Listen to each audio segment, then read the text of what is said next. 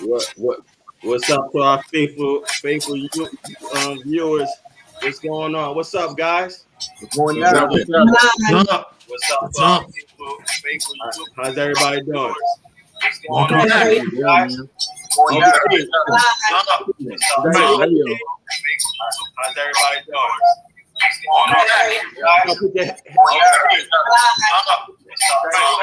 Uncle Keith, Yeah. you gotta put your earphones down.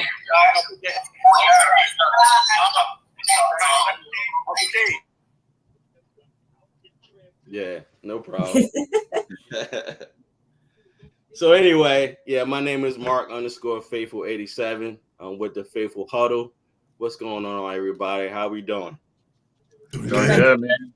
Blessed to be back. Blessed to be Yeah. back. Yes, We sir. back. Welcome back. Welcome back. Welcome back. May the 4th be with you. Yeah. There you go. Oh my God. Oh man. So what's up? Hey, this past weekend we seen a very interesting draft by the 49ers front office. And I must say, y'all were right.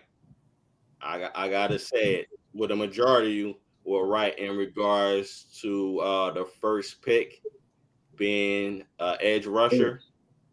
You know, because y'all know I was more concerned about the center position, and I was hoping that was going to be addressed like early in the draft. But who was I fooling? Since John and Kyle, they've been together, for so long. They always been, getting the edge rusher, straight up jump. So I really like the pick that they had picked up from Drake. I really like that pick. What you think about that pick, guys? Man, I love it, man, because Yeah. the dude is just like, I mean, he kind of reminds me. I know he's not as tall, but he kind of reminds me of Aldon Smith, or maybe it's the number 99. But he has a 6'10" wingspan, and that's very advantageous to keep the lineman's hands off your shoulder pads. You got those long arms that you can do all your moves and keep them off your body and get in there. And we just needed somebody athletic. His first step is really good too. He probably has to work on his secondary moves when somebody gets on him. You got to have those counter moves. But other than that, man, at least we got another threat on the other side of Bosa. I'm loving it. X. Yep. I like it too. I'm a fan. Yep. I didn't know anything about him, but then when you were sharing footage of him, whatever, I'm like, man, he's got some moves. His hands are good. He's quick. He ducks under guys. You know what I mean? And if he can learn from Bosa and that coach, and he's young and powerful, I love that. So, and you know what, guys? When I've been watching his highlights, I don't know if y'all see it. love that. And you know what, guys? When I've been watching his highlights,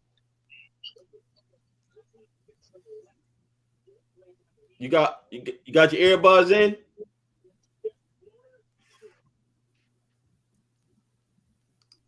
Uncle Keith.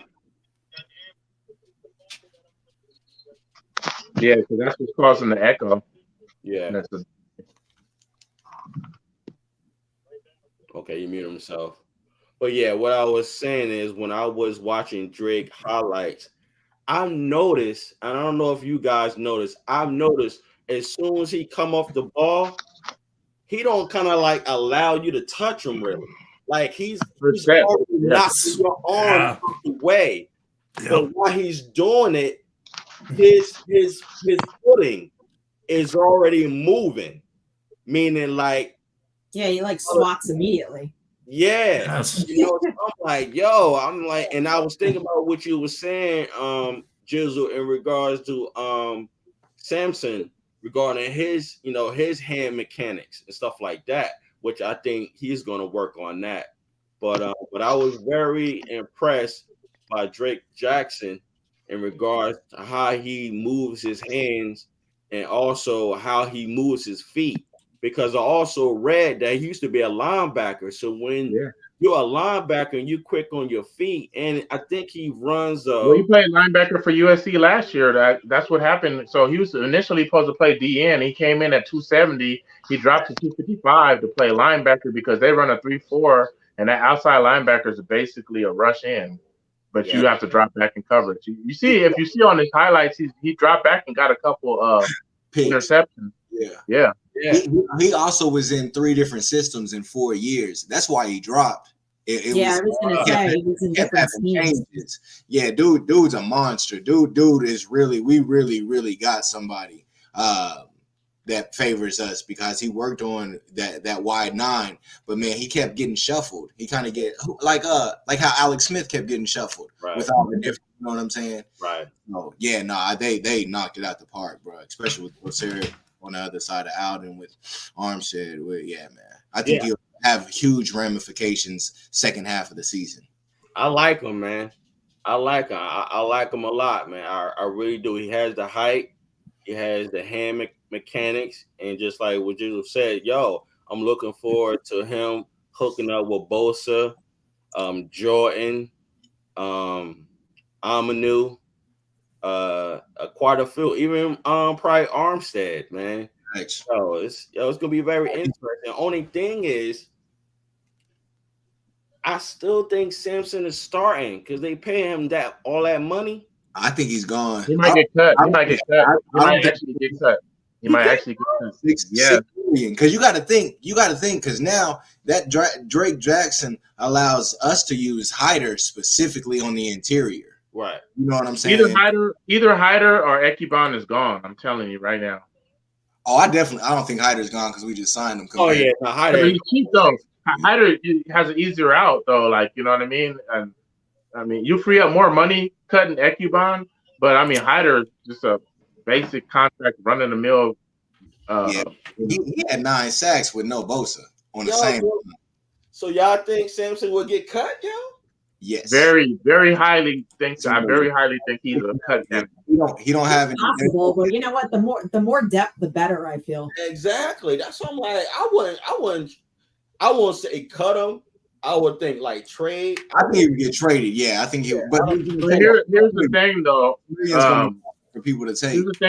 Here's the thing regarding that, though. Like, we put ourselves in a position. Jimmy G's still on the team, and we're trying to maneuver and try to get Debo signing.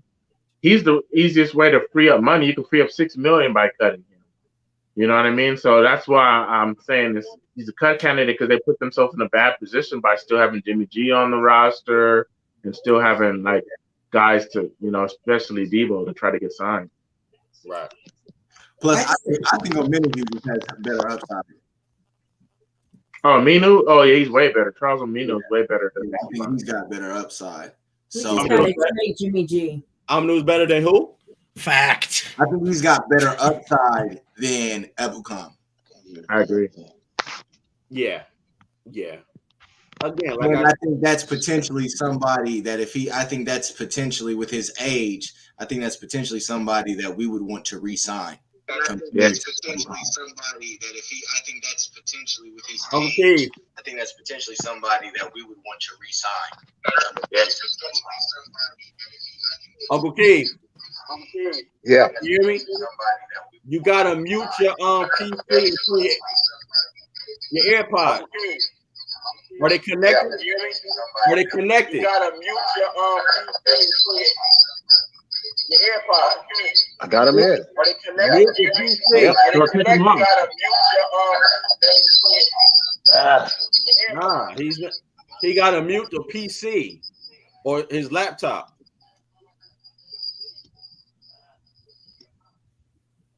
So he could just hear us through his AirPods. I muted it. Yeah, that's what I was saying the whole time. You got to mute that and listen to us with your AirPods. I got him in. No, I know, but you had your laptop on. Unmute yourself.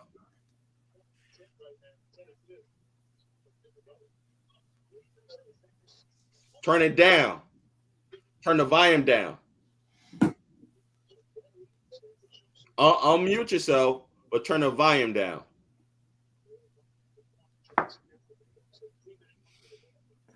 Yeah, so Who's the other ends? Who's the other? We re-signed Jordan Willis. We got Jordan Willis back. We re-signed him to a cheap deal. Aminu. Like you said, we got Hyder, Aminu. We got some cats there, man. So I feel like we got a really deep. I really think the sleeper thing that the Niners did is they got a deep position class at every position pretty much now. I think safety's deep, corners deep. You know what I mean? And D tackle's always been deep. But you know what? I mean, cut you off, bro. But you know what? We gotta be careful with our edge rushers in regards to who they're going to keep and who they're going to let go. Because the sea chickens, they're going to be looking, and they're going to be watching. So we'll see. If Drake was to start, then I'll be very impressed if he starts over Charles Aminu. Well, he's not. He's going to be like, I think at the beginning, he's just going to be a third. He's just going to be a rush. He's not going to be. I don't. Passing down. Yeah. Yeah, I don't foresee him being an all down. So that could be where Ebukam comes in, or Minahue or Hyder. Because if Mo Hurst is playing, then Hyder's probably more off the edge than inside. It's just gonna like I forgot who said it. It's gonna depend on who gets kept on the interior. Right. Because Hyder's a flex. Drake could be a flex because he was a linebacker, so they may use him coming on the inside, kind of like Alden. I doubt it with Drake. I respect what you're saying, but he did it at USC. I know, but no, I'm not saying every down, but like how Arden would line up on the outside, but then they would swing him in. Do a stunt. It was a stunt. Yeah, they'll run stunt. That's that type. Not line up. He's not going to line up. In the interior. He's saying basically he's talking about like that on a nickel package where they'll put Aldon or in this case Drake Jackson on the inside, and then if you run a stunt and you'll end up on the outside anyway once the play gets in. Yeah. It's just to get an advantageous matchup. Well, I see Hurst and Hyder backing up Armstead and Javon Kinlaw. Oh yeah. So I hear what you're saying. And hey, it's anything's possible, but honestly, Hyder prefers playing. There's Givens. There's a couple other cats too, because there's Givens. There's unmute yourself, Uncle Keith. The other dude. Unmute yourself and just turn down your volume on your laptop. Is that all of them? How many have we just named? I think it's Ebukam. So there's Ebukam, Hyder. I think it's 11 or 12 of them. Yeah, it's around. We kept 11 last year, right? They kept 11. I think 10. 10 or 11. But I think they got 12 to 14 defensive ends. Yeah. But they know. I think you're right, Prez. It's either 10 or 11.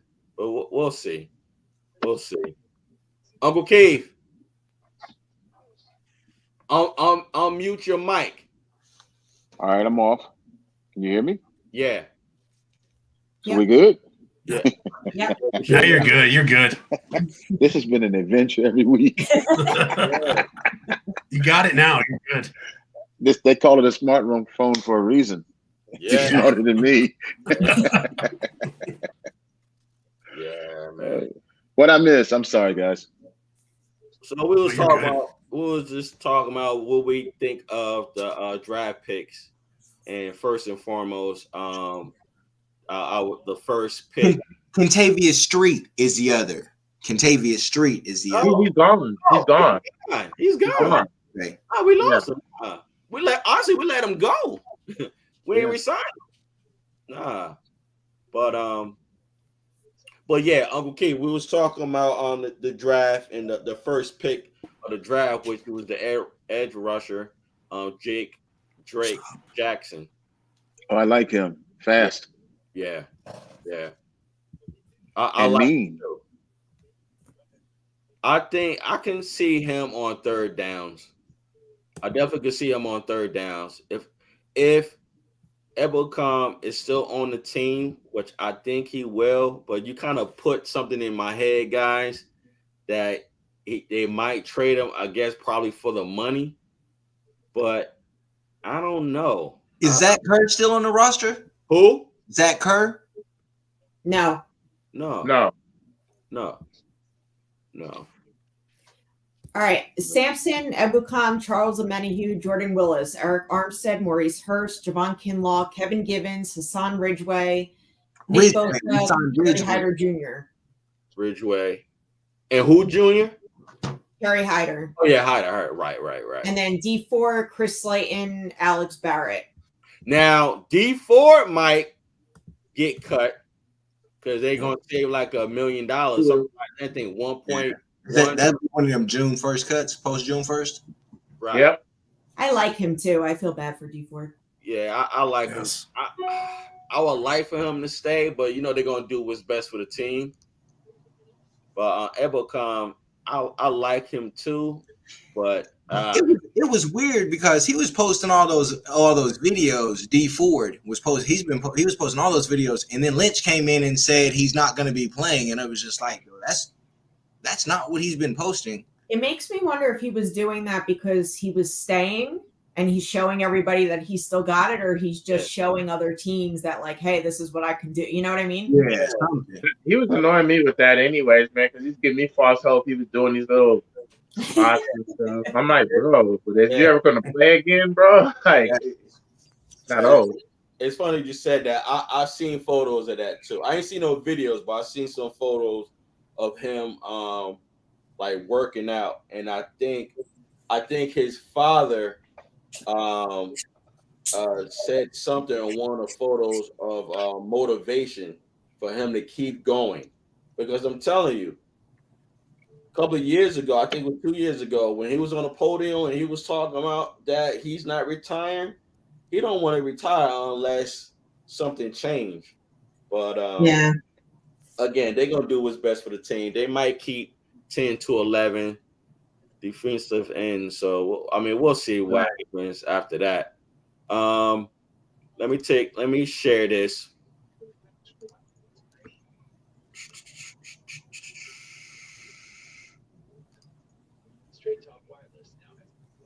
All right. So these are the 9 that the 49ers have picked, which I'm shocked of, because honestly, I thought, and we discussed it 2 weeks ago, I thought they was either going to do a package on players or a trade. I thought at least they was going to keep. I thought they was going to pick at least 6 to 7 players. But over the weekend, I was shocked that they picked all 9 of their picks, Yes. and they did not move at all. No. And that's what was shocking. Even, and I'm just paraphrasing with John Lynch, there was times he was saying, I'm paraphrasing, that they thought they was going to get their guy, which is Drake Jackson. And the first 3, Drake Jackson, Ty Davis-Price, and Danny Gray, those were the guys they wanted to get, but there was more concern like, okay, should we move up to get Drake Jackson? And they didn't have to move. So pretty much they got everyone that they wanted to get. And I think that's very impressive, because if they got, and I'm talking about the first 3 picks, if they got who they wanted to get, they got a plan for those 3. You follow what I'm saying? That's what I'm saying. Yeah, I agree. These first three picks, I'm cool with them. I never heard of anybody on this whole list until they got drafted. I'm a Florida State guy. I don't know people from Fordham. Yes, sir. Toledo, UTS. I don't even know what that is. But anyway, out of the first 3 picks, Drake Jackson, I like him, but I'm an offensive kind of guy, so I'm all about wide receiver. So that Danny Gray, Facts. Yeah. Nice. Yeah. His film looks nice, man. Like, Yeah. But have you guys seen Ty Davis run for LSU? I saw him in the SEC all season. Talk about Yeah, a I rookie. love him. I I love had- it. I didn't like it at first. This kid has Eric Dickerson moves. He runs tall, and you're gonna love the fact that he runs downhill. So we got like 5 running backs on the team now, or yeah, but damn. see, somebody said it early. Trade bait. Okay. Pick the best that's available at the time you make your pick, and then you make your package. There'll be a lot of trades before training camp. P Warrior, what's up, bro? Facts. What up, P Warrior? Hey, P Warrior. All is well. Real quick, P Warrior, we just talking about our first 9 picks, man. So we just yeah, man. So how's everything, P Warrior? It's good, bro. It's good. It's good. I can't complain. That's good, bro. That's good. Yeah. So what I was saying, P Warrior, just to get you acquainted real quick, I was just telling the faithful Huddle that I was very impressed because I don't know if you remember 2 weeks ago, I was saying that I think the 49ers is going to either combine a package or trade up to get who they want. But based on what John Lynch was saying, he was saying that I'm paraphrasing again, he was a little concerned because he was thinking that maybe they should move up because they wanted to get their guy, which was Drake Jackson. But he was saying how the way things was flowing, all they did was just stay put. And they got the guys that they wanted. And I was just telling the faithful Huddle that being that they got the guys that they want, I was telling the faithful Huddle that they got a plan for those first 3 players. I agree. Yeah, man. Hey, Mark, could I ask you something? What up, bro? So when you were watching the draft, every time that our pick came up, were you like, okay, here's time to get a center? Yeah. This is when we're going to get a center. Yo. Whole draft, no center until the undrafted free agents. But still, I'm like center time, right? Center time. That's what I was doing. I'm like, it's center time. But and honestly, I was wondering, like, because I was really looking at Cam Jerkins, and he was still floating around. I was like, okay, what's going on? I was like, past him, yeah. But you know what? And I'm glad I just remember this. You know how I knew we was gonna get an edge rusher? Because Eric Armstead came on at the podium. Yeah, that's right. I thought about Prez and Jizzle. I said these mofos. I said they were on point, man.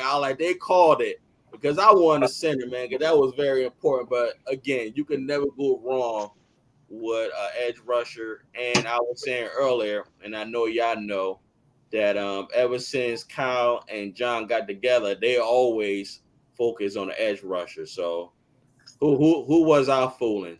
But yeah, man, when Eric went up to the podium, I was like, yeah, they put him up there for a reason. So I like he's gonna pick a defensive end.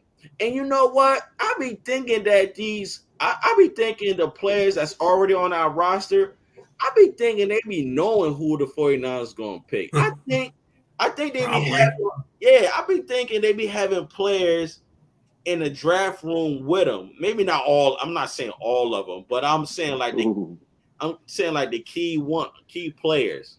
You feel what I'm saying? Like they definitely have their team. Some like defensive captains or something like that. Yeah, like Jimmy Ward, right? You understand what I'm saying? Because I got you. Because I'm gonna bring it up probably right after this. Drake Jackson was saying how immediately after he got drafted, he got text. Yep, I seen that from Bosa, Eric Armstead. I forgot who else he was saying, but I'll probably post it up a little bit later. But they all welcomed him like, welcome to the team, and we're glad you're with us. And they know, huh? They know, huh? Also ready to pick him up from the airport. Yeah, exactly. But that's a part of the 49ers culture under Lynch. He's right. the ultimate teammate.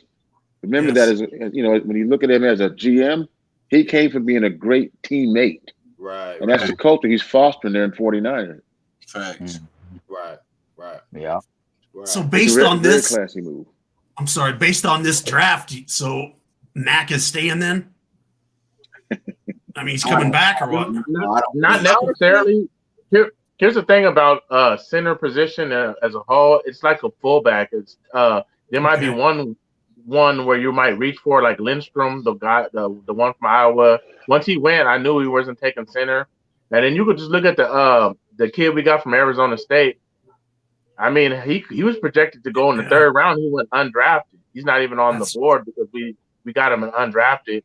It's because it doesn't. It's a position that doesn't hold a lot of value. Basically, every team only needs one, and if they don't need one, then they don't need one. The guy won't even get drafted. You know what I mean? It's not like guard. You need at least 2 or maybe even 4 for depth. Tackle, you need 2 or maybe 4 for depth. Center, you only need 1. It's like in NBA, you only need 1 center. You know what I mean? Yeah. I feel you, man. Okay.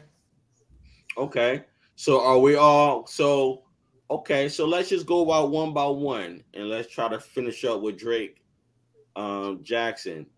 What grade would you give that draft pick, guys? A+. Yeah, A+. A+. Okay. Uncle Keith? Let me just say this way. He's mean, he's fast, and that's what I'd want. A++. Yeah. Nice. The kid's got a bad attitude against with opponents. He likes to slap people around. That's what you need. Yes. he I'm telling you guys, when I was watching him today and yesterday, I like, he's very slick. He's sneaky. Yeah, that's what I mean. Right. He's very slick. I'm watching this guy. I'm like, his hand movement. But when he moved his hands is going one way, but his feet, like I was saying earlier, is going another way. And I'm like, this kid. And when I was reading that he was a linebacker, I said, I see why his footwork is good. I'm like, Remember last week when I said I wanted to mean somebody on the opposite side of Bosa? Yeah, I remember. And I said he needed to be a thug, dirty. This is it. Yeah. You could have stopped the draft for me right there. Yeah. Nice. This kid is nasty. He plays dirty, and he plays every down. That's what we need. That's what you need. You're going to be surprised by this kid. Yeah. Yeah, USC misutilized him. They didn't utilize him the way he was supposed to be utilized, or else we wouldn't have a chance to get him. Well, now he's getting a check. It's on now. When he can afford a lawyer, all bets are off. So, Uncle Keith, let me ask you this: is it a possibility, based on what we've seen from Drake, is it a possibility he can start? Yes. Could Bosa start when he was a rookie? So this guy's a thoroughbred. This guy's a thoroughbred. You don't hold a thoroughbred back, and he's an emotional player also. You put him out there, you let him compete, and you get out of his way. Yeah. You ask for toughness. You ask for more aggressiveness. You got pure Hall of Fame talent in Bosa.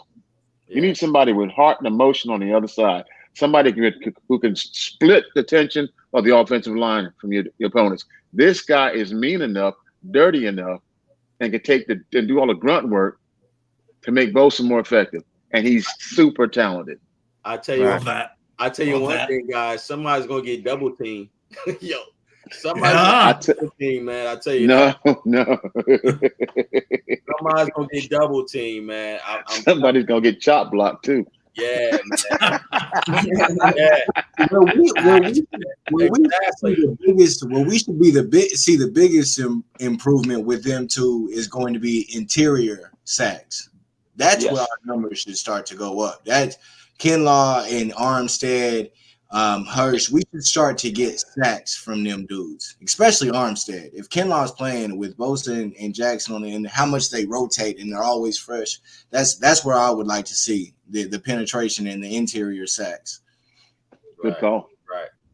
P Warrior, I was just asking the faithful Huddle what grade, and we just go on one pick at a time. What grade would you give the Drake Jackson pick? Well, for the scheme and for what they were looking for in the defensive end, and what I saw just watching the draft over the weekend, I didn't know who Drake Jackson was from a hole in the wall, honestly. Yeah. You know what I mean? But what I saw from the tape, he looked like he gonna be I think what I see, he got the size and he also have the strength and the pass rush ability to be a 3-down player. And so I think, not maybe this year because they have so many. Appreciate you watching, players, bro. Maybe not this year because they have so many, players that's on the defensive line, but going forward in the future, I think he could be a 3-down player for him. So I would give it a B, a A- B. I think we always kind of figuring they was gonna take at least one defensive lineman, defensive end pass rusher. We all talked about that. So I think, I agree with he looked like he nasty. He like that, that get down and dirty. Well, that's our style of football. You know what I'm saying? It won't be physical and then whip you on the line of scrimmage. So come on in, son, and learn from Bosa and these boys, and come on and contribute to the defensive line. So that's just another man we can throw out there to rotate and keep them boys fresh. And I won't be surprised to even try to put him inside at times, kind of use him like they was using what's his name? Arden Key, because he looked like he got the ability to inside, get a favorable matchup against a guard with his hands, right, and with his strength to get that inside rush. So I think they'll take Kinlaw off like on 3rd down situations and maybe throw him inside with Armstead or somebody else and let him go to work. But like I said, man, it's a good pick. Really, I like the whole draft. Me, honestly, just looking at all of the picks. Yeah. But I think they did good with the whole draft, in my opinion. You know what, P. Warrior, you said something very interesting about the inside because Prez and Jizzle was mentioning that. I don't think they will put him on the inside because you got Javon, you got Eric, and you got Hurst, and you got Hyder to back them up. I think they're gonna use Hyder at defensive end. Honestly, I don't think they're gonna kick Hyder inside. Hyder more as a defensive end to me. I think the reason why I say that I think they're gonna move him inside is because you do have Kinlaw, you do have Hurst, but they more like 2 first and second down players to me. They good against the run. I think I think because of his size and his quickness, that if you put him inside, he could do some damage if you put him next to Armstead or somebody like that. Mm-hmm. So that's why I said I think they're gonna put him inside because at the end of the day, he playing to his strength. Right. Hold on. I want to add to that because I think it's something that we're watching in the secondary, how they're running these safeties and how you're starting to see our safeties also be able to play linebacker. I think that with how many that they have and how well versed they are, the more interchangeable, meaning the more you can't tell if one player can do 2 different things, if he can do inside and outside, it makes it harder for an offense to scheme on you because ultimately those players can change from play to play. One could be inside and then to the next side. So it all ultimately, I think they're really in a position now where we've watched them build up the line and they have all the talent, and now they can start to incorporate pieces in a chameleon type of alignment. That's a good point. I just wanted to add, to the standpoint, the Niners run a NASCAR package, basically, and that's where did any of us envision Arden Key moving to the inside before this year? You would have thought no chance in hell, right, that he would move and primarily be an inside rusher. On a nickel, when you're in a nickel down, you want your fastest guys. You're not trying to stop the run. You're trying to stop the pass. So I can envision a scenario where Drake Jackson kicks into the inside and you just have your fastest 3 guys rushing the passer and getting after it. Appreciate you so bad. Yeah, He's also 6'4" and is known as a pass disruptor. Yeah. So having him on the inside, like you said, not only stopping the run, but interrupting passing lanes would be ideal for him. Yeah. And with those young legs, he's fast enough to do both. right. Yeah. What's up, throwback? I agree with 49 throwback. What's up, bro? Jackson is going to be a great player. He's disruptive. Yeah, I agree. That's interesting though, P. Ward, what you were saying about moving him on the inside. I can't see it yet because of his speed and his length and his good. They're gonna do it. And then you gotta look at it like this. They cross-training you to play multiple positions anyway. That's true. So they might start him outside, but they're gonna put him in there because they want the flexibility. God forbid somebody get hurt. Right. You can put him in there, and then you're not missing a beat because he got the strength, he got the arm length, he got the quickness inside. Most guards is big and slow. Right. So if you can get him on a guard one-on-one, come on. Armstead taking double teams. So if Armstead take the double team if they in there on a NASCAR package like y'all talking about. If Armstead taking a double teams because Armstead gonna get the double team because he known to be a disruptor already inside. Right. So now you got this dude that you only seen college tape on. He gonna catch a guard slipping because they don't know what he could do. And we got Chris Kosaric and the other dude training him up. So that's what I'm saying. In certain situations, they're gonna throw him in there in a mix inside to go next to Armstead or whoever they have next to him in that point. Yeah. And then they're gonna let him go to work, get the one-on-one matchup, because if you got Bosa and you got all the defensive ends we gonna have in there, Bosa got to get a double team, so somebody gonna be lined up one-on-one. You know what? With Justin Smith and Alden Smith. Right, exactly. So first me, I'm sorry. I can see it. Now I said that just how it was with Justin Smith and Alden Smith. One was double team, freed up the other one. Yes. And that's why I was thinking the outside. But being that P. Ward said what he just said, it would be interesting to see Jackson right next to Bosa, because one or two is going to be double team on that left side. That's going to make sense if they was to bring Drake right after to switch with Javon Kinlaw. That do make sense, because if they have Ebelcom and have Amanu on the right side as an edge rusher, that might work with having Drake right next to Bosa. Because when you got one, you got both. Well, being that Drake is quicker than Bosa, but that'd be very interesting on that left side. It's like, who do we stick? Yeah, speed kills, man. Speed kills, man. Especially in one-on-one matchups. Right. Well, look, problems to have. But just like I was telling y'all, Ebelcom, he's fast just like Jackson. They both run a 4.3, something like. Is it a 4.3? I think it's he's a 4.5. 4.5. Yeah, 4.48. Right. So I'm like, man. That's fast. Yeah. No, my bad. Go ahead, bro. Yeah, I just want to say a shout out to my brothers, Silverado Cab. What's up, bro? Silverado Cab, what's up with it? Yeah, I was just watching him earlier. So he said, what's poppin', fam? Just came through to show love and chop it up. Yeah.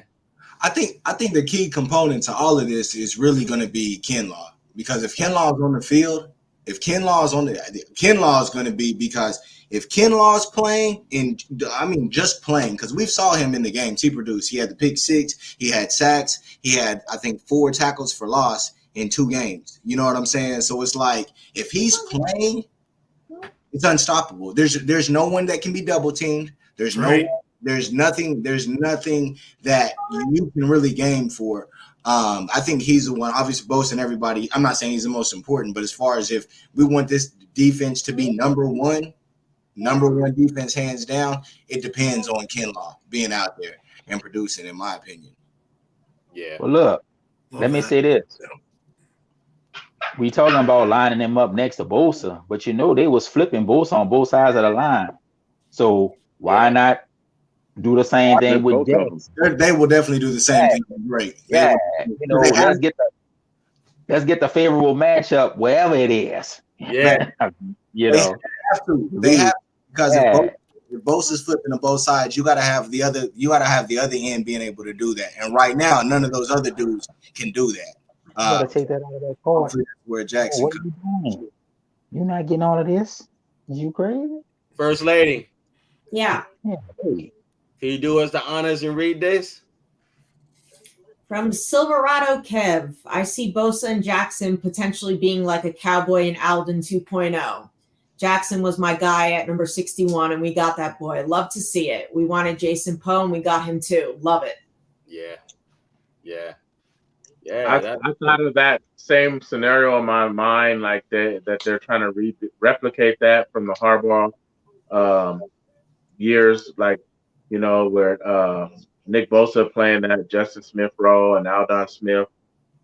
Drake Jackson rather playing the Aldon Smith role. And I said it, man. Not just because he wears that 99 problems, man. It's just he reminds me of Aldon Smith with the length and everything, and just be able to keep lining off. And it's gonna be nice, man, to have that. Nice. Bring that back. Let's go. Bring it back, man. Right, Jizzle? Bring it back, man. Bring it back like it never left. That's right. I would love that, man. Back at it like a crack addict. Beware a quarterback. He ain't ready for that. Yo, 49's underscore throwback said, don't sleep on Leon O'Neal. Thanks. That was my favorite. That was my favorite pickup out of all, in not all the draft, but even some of the draft picks, man. Because dude, they had him going in the third. A lot of mocks had him going in the third round, man. I saw that. What? Yeah. I don't know why he slipped. I don't know what happened in this draft that caused a lot of guys to slip, man. If you listen to him talk, he has a positive mindset and everything, and like I like the way he's ready to grind. He said he's going to remember every team that passed on him, and man, I love that. Yeah. Motivation, you know, motivation to dominate. Yeah. You know, there are very few former players as GMs left in the league where you can look at a player and see the unseeable. You got a lot of statistics and stats that are making players that have the look, the feel, like Jackson, who has a better pass rusher rating than the guys that were taken in the first round, slip into number 61. You got to have a guy like Lynch who played in the trenches that can see what this guy brings. Yeah. Not only is he fast, he's mean, and he was a quarterback of USC's defense. That means he's smart too. And you just can't teach a lot of that. And you don't see that happening when it comes to some of these picks. Some of these first-round picks are just straight up stupid to me. Some of the teams made. I mean, seriously, man. I don't even drink, but I was looking for something. You know what I'm saying? You go to if you put a camera in my house and my son sitting next to me and some scrub gets picked, you better call me that crazy drunk uncle, because I'm going off. I'm not even gonna pretend like I got some common courtesy or common sense. So I think the 49ers did great in this draft. Yeah. But you know what, Maury? Look, what's up? With the whole first round, the only reason why I was really watching the first round to see if they was gonna trade Debo, bro. I really wasn't watching the first round. I knew it was coming. I wasn't watching the first round, really. Or Jimmy. I just was trying to see if they was gonna trade, if the Jets was gonna be crazy enough to get that 10th pick and all the other picks they had for Debo, which they played it smart. Yeah. They had a report come out saying they was only gonna give up the 10th pick and a 5th round pick. You know the 49ers weren't gonna take that. Yeah. So the Jets did the right thing. You had all them early second round picks. You moved up and got excellent players. But I agree with you on some of them other players. 2 or 3 years down the line, they're gonna be free. They're gonna be getting traded or released. Right. You know. But that's what I was saying when we, was talking about the draft, in other shows. Yeah. We do better when we draft from the 3rd round back. Always. Yep. Yes. To me, that's where you get their value at. So that's what I'm saying. For y'all not to move up and down the board like y'all normally do and just sit pat, and you still got the players that you think can fit your scheme and can be productive players, and then y'all hit on all the areas where you was weak at. You needed offensive linemen, you hit that. You needed corners, you hit that. Now the running back from LSU, he from here. So I seen him play. He nice. Physical running back. he gonna be nice. I seen him play. I think one of the games he played, he might have had like maybe 200 some yards rushing for LSU one time against Florida. He had 287 Yeah, that's the game I'm yards. thinking about. Yeah, I remember watching that game. He was running like he was trying to catch a city bus. Yeah, he not so. Because everybody like talking about like why would they draft a running back in the 3rd round or whatever. But man, come on. Yeah, that's the strength of the team. We gonna run the football with whoever they got back there. So I was all for it. Come on, man. If y'all think he could do something, and I seen him play, so he nice. So man, look, throwing back there because y'all got to realize Wilson on a 1-year contract, really. So he probably ain't coming back after this year. So now you're gonna have 3 running backs that's on rookie contracts. Right. If you think about it, that you could rotate in there. You got Sermon, you got this dude, and you still got Elijah Mitchell. So and I was reading he has the best 10-yard split out of all the running backs. So it's short burst and acceleration is like really high. Yeah, he's nice, Jizzle. I didn't see him play before. He nice. Oh, I know. I'm catching up where you're already at. And at first, I'm not gonna front. I'm not gonna front. I didn't like it at first because I was thinking, man, like I was even thinking thinner or something like you were thinking, Mark. And then I thought more about it that we might be transitioning from Jimmy G to Trey Lance, but the philosophy doesn't change. We're gonna run it more than everybody, and like running back such a position of attrition where they sustain so many injuries. You gotta have depth there, I got a question about the Jizzle. And fresh legs, yes. How important is a center to your running game? Very important. Very important. Alex Mack made a big difference. So if you're going to get a running back, why not get a slash running back that's got fast speed and get past the offensive line, like this kid can? Yeah. If your center and your offensive line is questionable, I mean, one of the things that made Devo so nice was he improvised behind the line of scrimmage. Right. This kid's first 10 steps are the fastest that came out of the draft. Yeah. Which puts him where? Past the offensive line. Yep. Quick burst. Get you, right through the hole. Don't no time dancing, just go right through there. All you got to do is put a school bus in the end zone. Right? I want that one cut and go. That's what one cut and go. One cut and you go. saw that, didn't you? Yeah, one cut and go. Hey, Uncle Keith, can I ask you something? Sir. Is this kid that we drafted? Is he like our new Mostert? Is he that like explosive, or is he a different? Different kind of. The best person I can compare him to, having watched football as long as I have, is Eric Dickerson in the first 3 years of his career. Jeez, okay. All right. And I'm not saying that facetiously either. That'll the work. kid has that fast the first step and that much flexibility at the line. Now, what he does after that, a 2,000-yard season maybe in his future. No, I'd be happy with 1,200 in the offense that you got. You hear what I'm saying?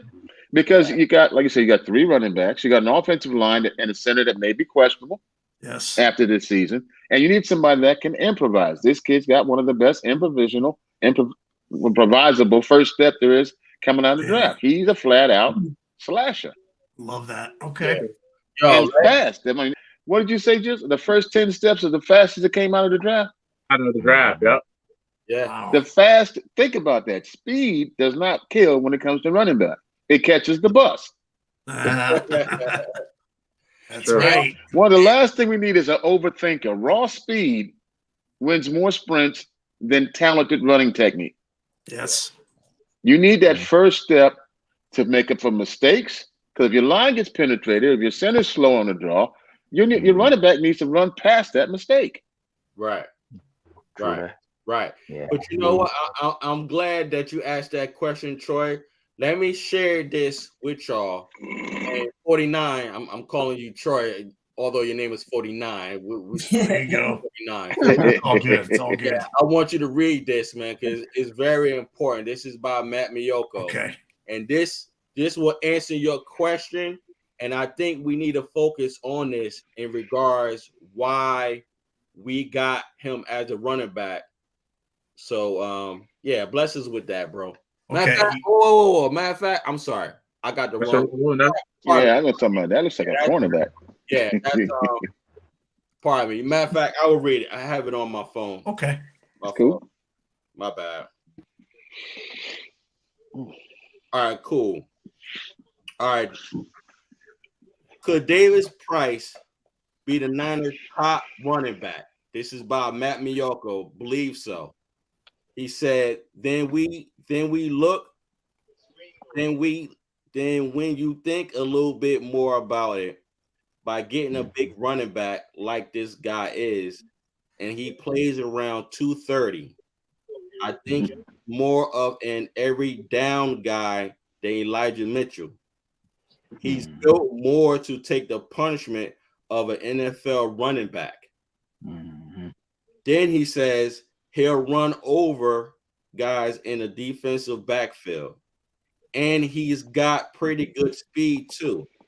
The reason the 49ers moved Deebo Samuel to the running back position midway through the season was because they ran out of healthy running backs. He was more of a power back than Elijah Mitchell was. He said, I think Kyle Shanahan wants to have more of a back by committee, or at least two running backs splitting the load. Then he says last year they didn't have that, which is true. I think this guy is set up to make a pretty significant contribution to the 49ers running game from week 1 of the regular season. And you know what? I agree with Matt in regards to, okay, let's go back, guys. If you remember a couple of shows ago, I was asking y'all between Elijah Mitchell and Jeff Wilson. I was asking y'all who should start. And I think y'all were saying Elijah Mitchell, and I was saying Jeff Wilson. Yes. I don't think Elijah, not yet, is that every down back. You follow what I'm saying? I do, but I see what you're saying. I'm telling you. I think Kyle's not going to have an every down back. That's Kyle's never going to have an every down back. He wants to switch them. It's the same concept as the defensive line. The less that you use them, the healthier they are, but the faster they are, kind of like what Uncle Keith was talking about. Right. It's a game of attrition. But on this, it was unfortunate that Raheem got hurt. Raheem was going to get all the most of the carries, and Elijah was going to be that one that was probably be the third down back in my opinion. But being that Raheem tore his ACL, it messed everything up because Jeff Wilson, he was already hurt, so we had to rely on Elijah. But with that said, we relied on Elijah's speed. Because keep in mind, Elijah Mitchell mentioned this offseason, he put more weight on his body so he could take that punishment of getting hit. Honestly, he was not initially, of course we know, because at that time, Moser wasn't hurt. Elijah was not initially to be that down back. He was going to probably be that third down back. You understand? Being that Jeff was already hurt, and being that eventually, Raheem had got hurt. So it kind of makes sense because it's like, yo, why not get a back that has more weight on his body? Matt Miyoko just said it. He weighs 230 pounds. Yeah. I think where he comes in, because where we really struggled last year was 3rd and 1, 4th and 1, 3rd and 2, because you didn't have that bigger back that was going to smash through. And Juszczyk is too slow. He always just gets caught up in the line. Yeah, Elijah Mitchell, bro, if Elijah was not hurt, Elijah would have been a Pro Bowler.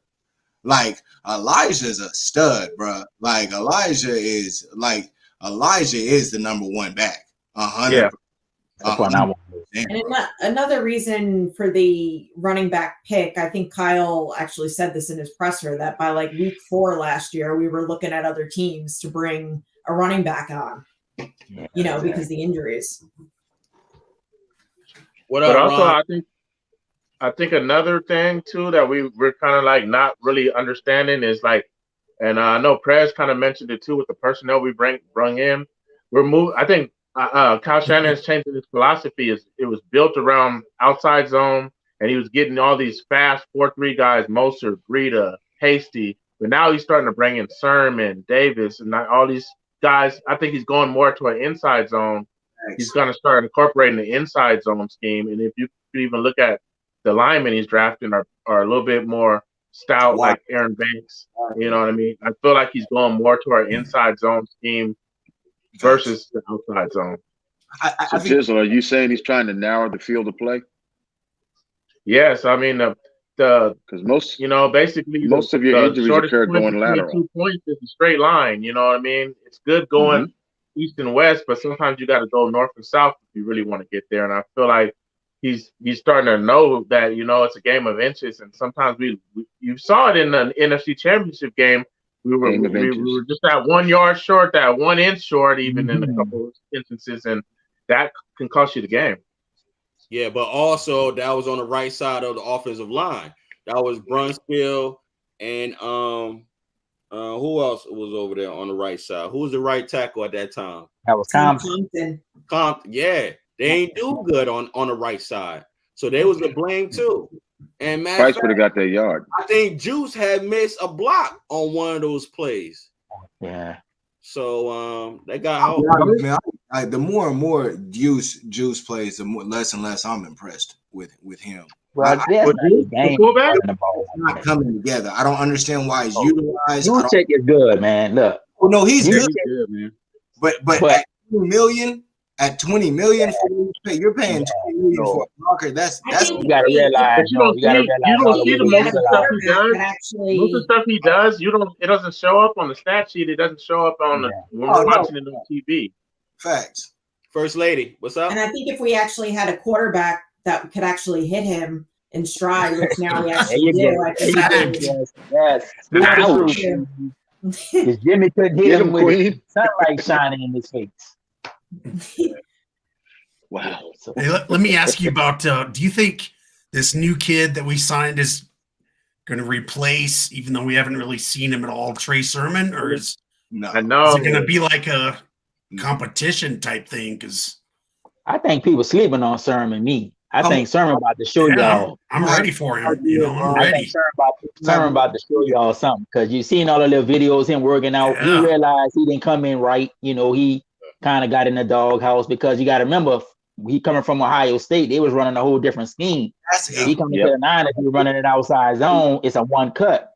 He was used to having these big gigantic holes at Ohio State, just running. Then he could get in the second level and just do his thing. We know in the NFL, man, you got to get that one cut, get them 2-3 yards, get smashed, get up, and do it again. He didn't learn. The one game he started, 92 yards. He's gonna be right this year.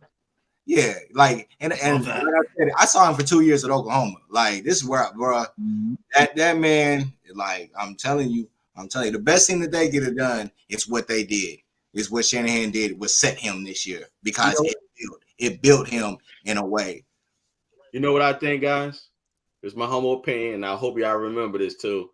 So I hope I'm right, so I can say I told y'all so. This is what I think. I think Jeff Wilson is gonna be our leading back, and I think Todd. I'm telling you, I think Jeff Wilson is gonna be our leading back, and I think Todd Davis is gonna back him up. No, and I think Elijah. No. Yo, I respectfully disagree. Hold on. Let me. We had the third. He had the third most all running back. I'm talking about splitting. I'm talking about splitting the carries. No, Wilson ain't gonna get that many carries. No. Wilson ain't gonna get that many carries. No, bro. It's not. Look, think about it. Lucky. Wilson's Hasty's here, because if Hasty wasn't here, Wilson would be the one that's gone. No, I feel you. I think Hasty is gone, guys. Hasty's gone. Hasty stays. I think Hasty stays, man. I think Hasty's gone. I think he gone, bro. Nah, I like Hasty.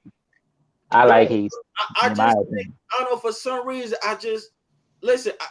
guys, I like Elijah. I think Hasty's gone too, man, because if you don't kick return or something, it's going to be hard to keep keep all these running backs. You know what I mean? You're not dressing all these running backs. You're not dressing them all. Yeah, no, he's not getting dressed because you got to think because they only carry on game days. They only carried 4 backs, and you one of them. Who's not getting dressed? Hasty. Oh yeah. Listen, guys. Reason why I was saying what I was saying because Kyle. Yes, we are a running team, but the way Kyle get his running backs, he split the carries based on them staying healthy. So all I was saying is, I'm saying for situational games, I just think those 4 guys, Wilson, Todd Davis, Elijah, and Sermon, they're going to split those carries, all 4 of those guys, based on their health, on situational plays, for longevity throughout 17 game season now. When you say split, let's say we got 50 carries. Let's say we got 30. Let's say we got 35 run plays a game. What does a split look like to you with those 4 players? Based on hypothetical. Based on who's shooting through those holes, those lanes, the best will get the most yards. At the same time, like it's all about longevity, guys. Like Kyle, but Kyle's also going to go with the hot hand, though. I don't think he's saying. But at the same time, he's not going to run him to the ground, though, guys. He's not. Hey, Mark. What up, Mark? Here's where your challenge comes. You got 4 players that could start on another team. Exactly. If you strip one player to less than 20 carries per game, he's going to lay an egg on you. There's no way these guys will get the money they seek coming off a rookie contract or second year or third year contract if they're carrying the ball 12 times a game. I mean, you have what the 49ers have an abundance of riches, which is a problem. They also have a lot of leverage when it comes to trading for positions they need. We just spent the last 30 minutes talking about running back, and we got 5. Facts. 6. So what are we saying? How do you honestly expect me to be a knockout puncher, and you keep substituting me every other round? Right. Well, and momentum in the running game is essential. What was the stats? I mean, I think Elijah was like 4th or 5th in the NFL, number 1 in rookies as far as not getting touched. I agree. He was up there. Yeah, he was up there. Elijah, bro. A healthy Elijah last year was a Pro Bowler. If he doesn't miss games, he's a Pro Bowler. Guys, it's played through the injuries. He said it. He never was healthy. He had to play through it. Exactly. But guys, I don't want y'all to think what I'm saying that I want these guys. I want Jeff Wilson to start. I'm saying they're doing it based on the scheme by keeping those guys healthy throughout the whole season. That's telling the key is staying healthy. Exactly. I'm telling you, I think Kyle Shanahan fresh legs, man. Fresh legs. I'm gonna say somebody's got to go. Oh yeah. Y'all pick whoever it is. Somebody's got to go. It ain't gonna be alive. I think it's possible that 2 of them got to go. P. Ward, yeah, bro. No, I mean, we know that he gonna do running back by committee. Jess said it perfectly. He gonna go with the hot hand, but you gotta go with Elijah Mitchell to start. He came as a 7th-round pick. Would have been a Pro Bowler, like Perez said, if he wouldn't have got hurt. He a beast, and he can catch the ball out of the backfield. He got the speed. If he put on the weight, he had a little knee injury, surgery, whatever he had. He should be healthy to start. Thanks. The boy from LSU, the draft pick, we know he gonna get run as well. Right. Sermon, really, if you want to do a pecking order, would be the 3rd man to me because I think Wilson might be 4th in the pecking order. That's what I'm about to say. For me, Wilson would be 4th, and then you got the other people there. You know what I mean? But you got to start Elijah Mitchell, and if he healthy and he can put on some weight and he could take more of the little punishment, then he gonna be the one getting the majority of the carries. But we know, depending on the game, depending on who got the hot hand, depending on injuries, God forbid, we don't want them. We want all of them healthy, but we know somebody go get hurt. We don't want them to get hurt, but they more than likely will. Then at least you know, okay, well, if one get hurt, I can plug this one in and it'll keep going. If I can have the next man up and it keep going, it keep moving. That's the main thing. We know we got running backs that should be able to make the offense move. Facts. Now we want it to be Elijah. Elijah got the 10. I believe. I think Sermon's gonna be second. I think Sermon's going. I think Sermon's going to be second, 100%. Because the dude from LSU is going to run into the same thing that Sherman did. He doesn't run that scheme. It's gonna be completely different. That means blocking is going to be completely different. That's going to be holds is going to be completely different. And still, right now, the interior linemen are suspect. We don't know what they have. So this year, moving forward, we're still going to be the outside zone. Jizzle's right. I think it'll be incorporated to be more of an inside. But I think right now, dude from LSU is going to be the ones that's going to be moving. He's going to move the chains. He's going to be that 3rd and 1.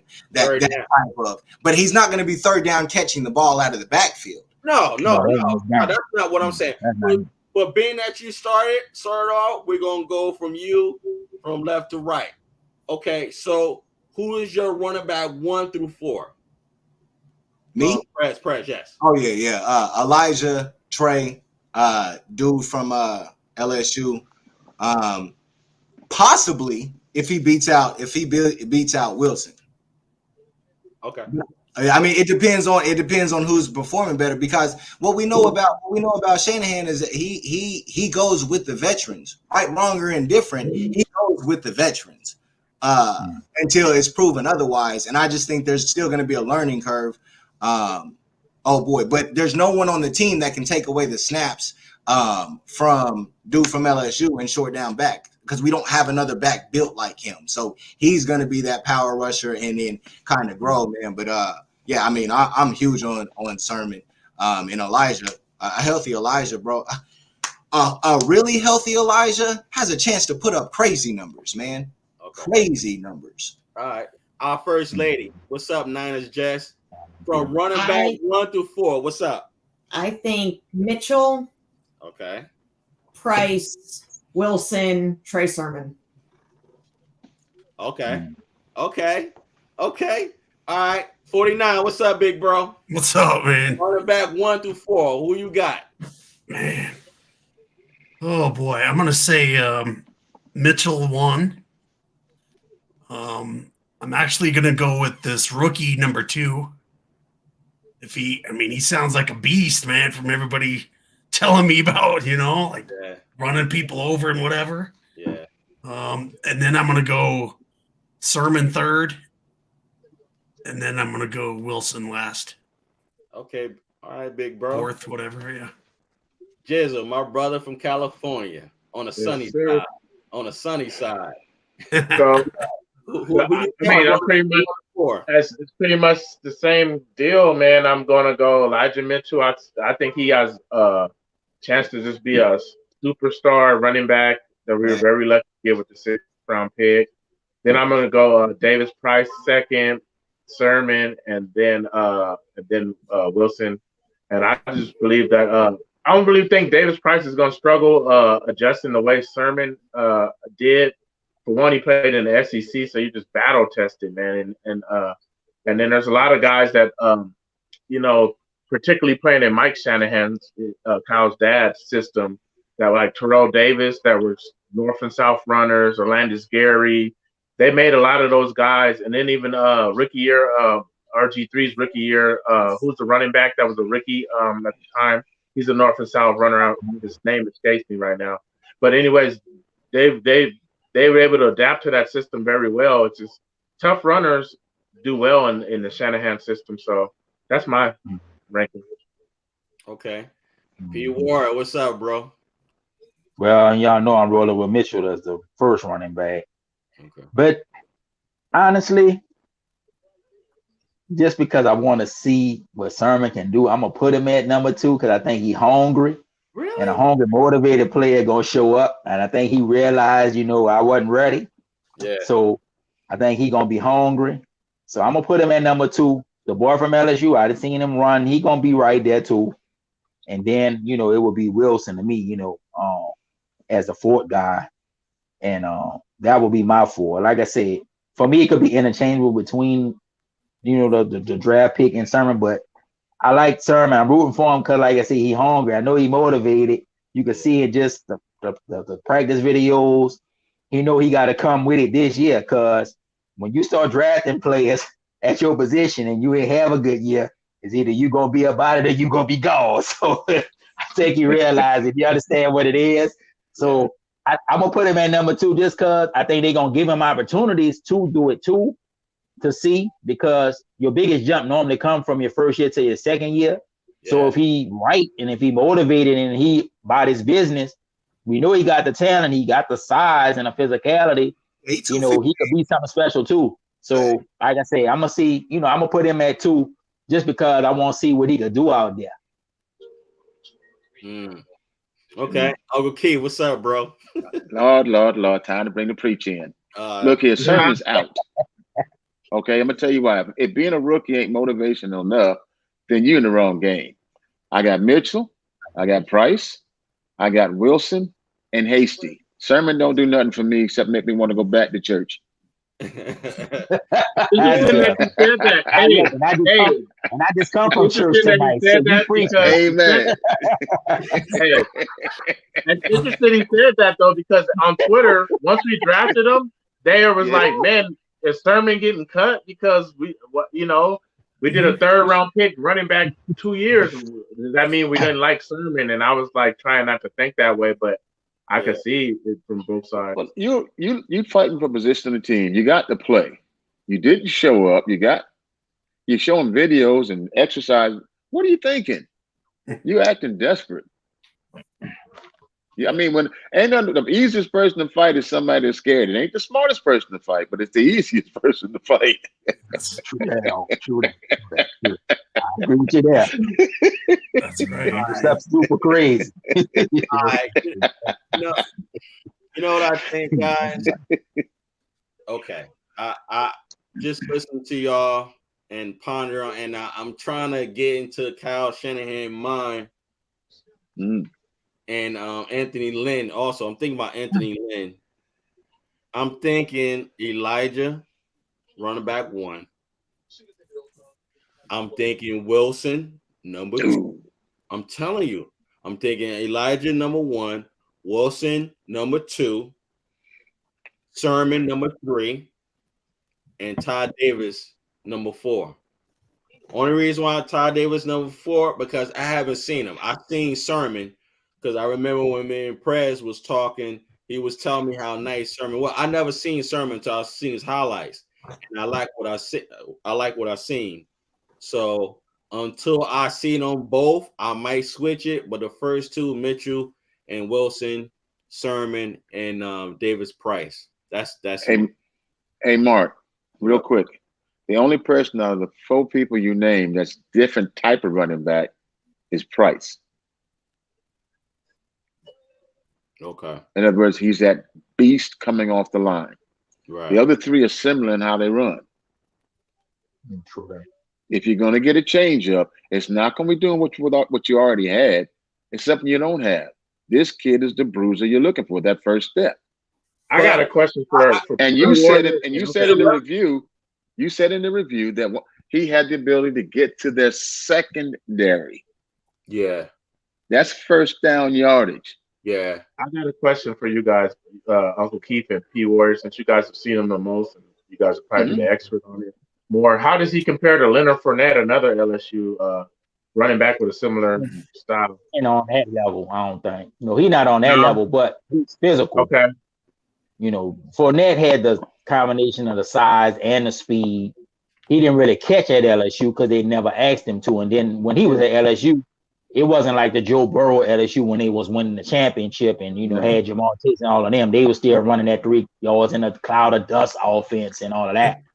So, that was different. But, Fournette is a more maybe a dynamic athlete. But this guy, he physical. You can give him the ball 20, 30 times, and he gets strong as the game go on. And I think that's what Kyle wants. That one running back that if, like I said, Elijah didn't got worn down, or God forbid he get hurt, or Sermon ain't up to snuff, He could give him the ball 20 to 30 times and the offense will still be productive. So I think when you think about Price, you're thinking about he could tote that rock a lot and get stronger. And by the fourth quarter, wear defense down, and we get that advantage when it comes to the third and one, the fourth and the one, that kind of thing. The difference between Fournette and this kid is Fournette is a starter, an initiator, and this kid is a finisher. Right. And at the end of the game, you need that brute strength. I'm going to get in your face, run over you all over the place, finisher. You just went through a season where you lost a game by how many yards? One. Yeah. You didn't have anybody in your roster that could get that 1 yard. And every description of this kid is he gets to your secondary faster than anybody else coming off the line. Right. Think about it. In the review you read earlier, that's what they said. And that's what I've seen him do. He's a bruiser. What? So, because with y'all watching him, why was he ranked so low? We gave you answer to that earlier. It's an eye test. Look at where he's playing. Place for a great running backs came out, and he didn't have those great running back stats. He was also on a team that wasn't that great.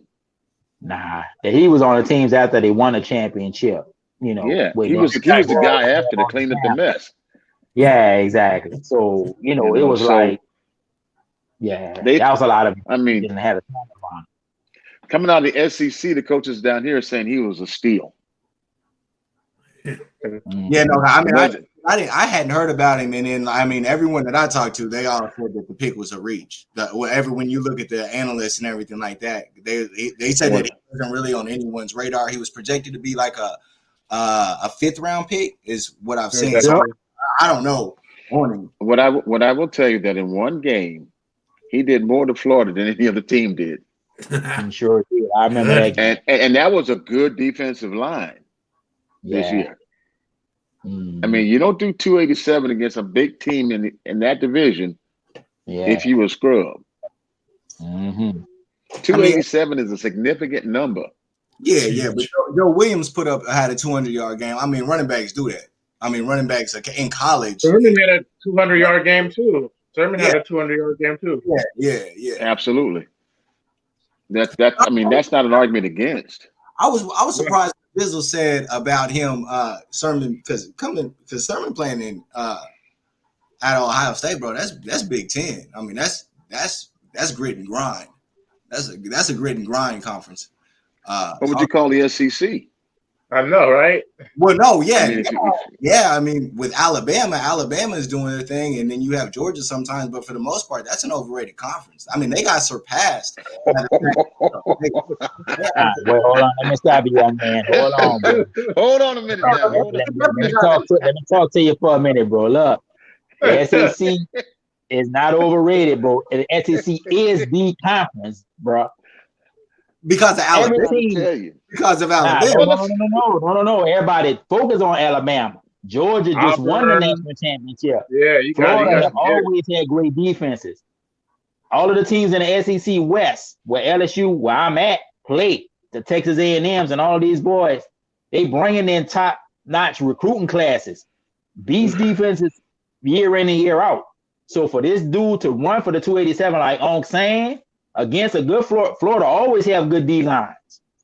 Yep. The SEC is the closest thing to the NFL that you're gonna get at the college level. No, that's why they. No, the Pac-10. What was the last Pac-10 national champion? I'm talking about the conference from top to bottom. From top to bottom. Okay. Must have been from top to bottom because I ain't seen no championship trophies go no time soon. The SEC is the conference, bro. Telling you. SEC is the conference, bro. But even the scrub teams in the SEC. To be fair, though, when Pete Carroll was there, Pac-12 was getting their championships on Pac-10 at that time. No, you gotta realize how that was coaching too. I'm asking. That's why I'm asking.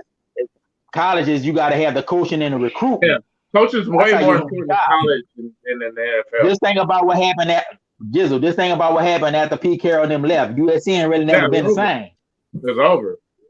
Because you gotta have the coaching and recruiting. That's why you think they went and got Lincoln Riley, because Lincoln Riley could recruit. You gotta be able to recruit the players, and then you gotta have the scheme. Only reason why Lincoln Riley gonna do something at USC because his reputation of the Baker Mayfields and the Kyler Murrays and the one quarterback he had this year, whoever he gonna have. That's why, because he like a quarterback whisperer at the college level right now. That's why he gonna turn him around because he gonna recruit him back to prominence. If you ain't got a good offensive scheme that's gonna get players to the pros, or if you can't recruit, you ain't got a chance at the college level, not at the big college level. Why you think Alabama winning every year? Because Saban could recruit and they running a pro style offense and defense.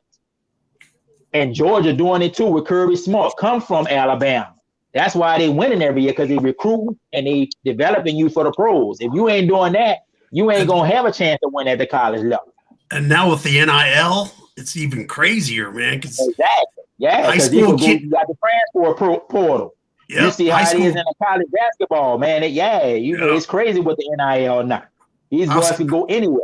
High school kids getting 3-4 million come to my school. Crazy, man. So it's even more so now because they got like open access to it now, where they never had it before. Crazy, man. Social media, they're paying kids just because they have a high following on their social media now. You know what I mean? Exactly. Yeah. So, I'm telling you right now that they opened up a whole new world. I'm glad that they're getting their money, but I'm thinking one day we're gonna see like I won't say one of the elite kids, but one of these guys that's kind of teetering between elite. He's gonna choose to stay in school for the money instead of going to the pros for the money. That would be unique. Yeah. True that. Yeah, I agree.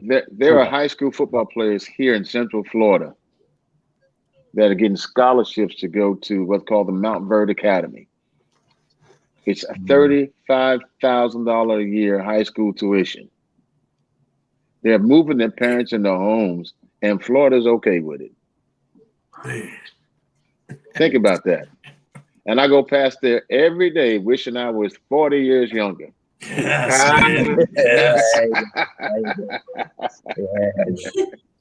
Hey, Fred, man, you would be my agent. You just talked about Mount Verde, right?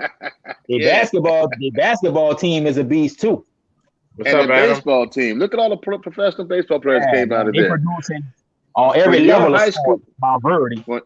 When your high school campus looks like Notre Dame, and you ride through and it's called Mount Verde Avenue, and you see 15 fields of play. That's crazy. That's a high school. Yep. When they got their own police force, like Disney, you at a high school. What up, Adam? What's up, Adam? Thank you for watching, bro.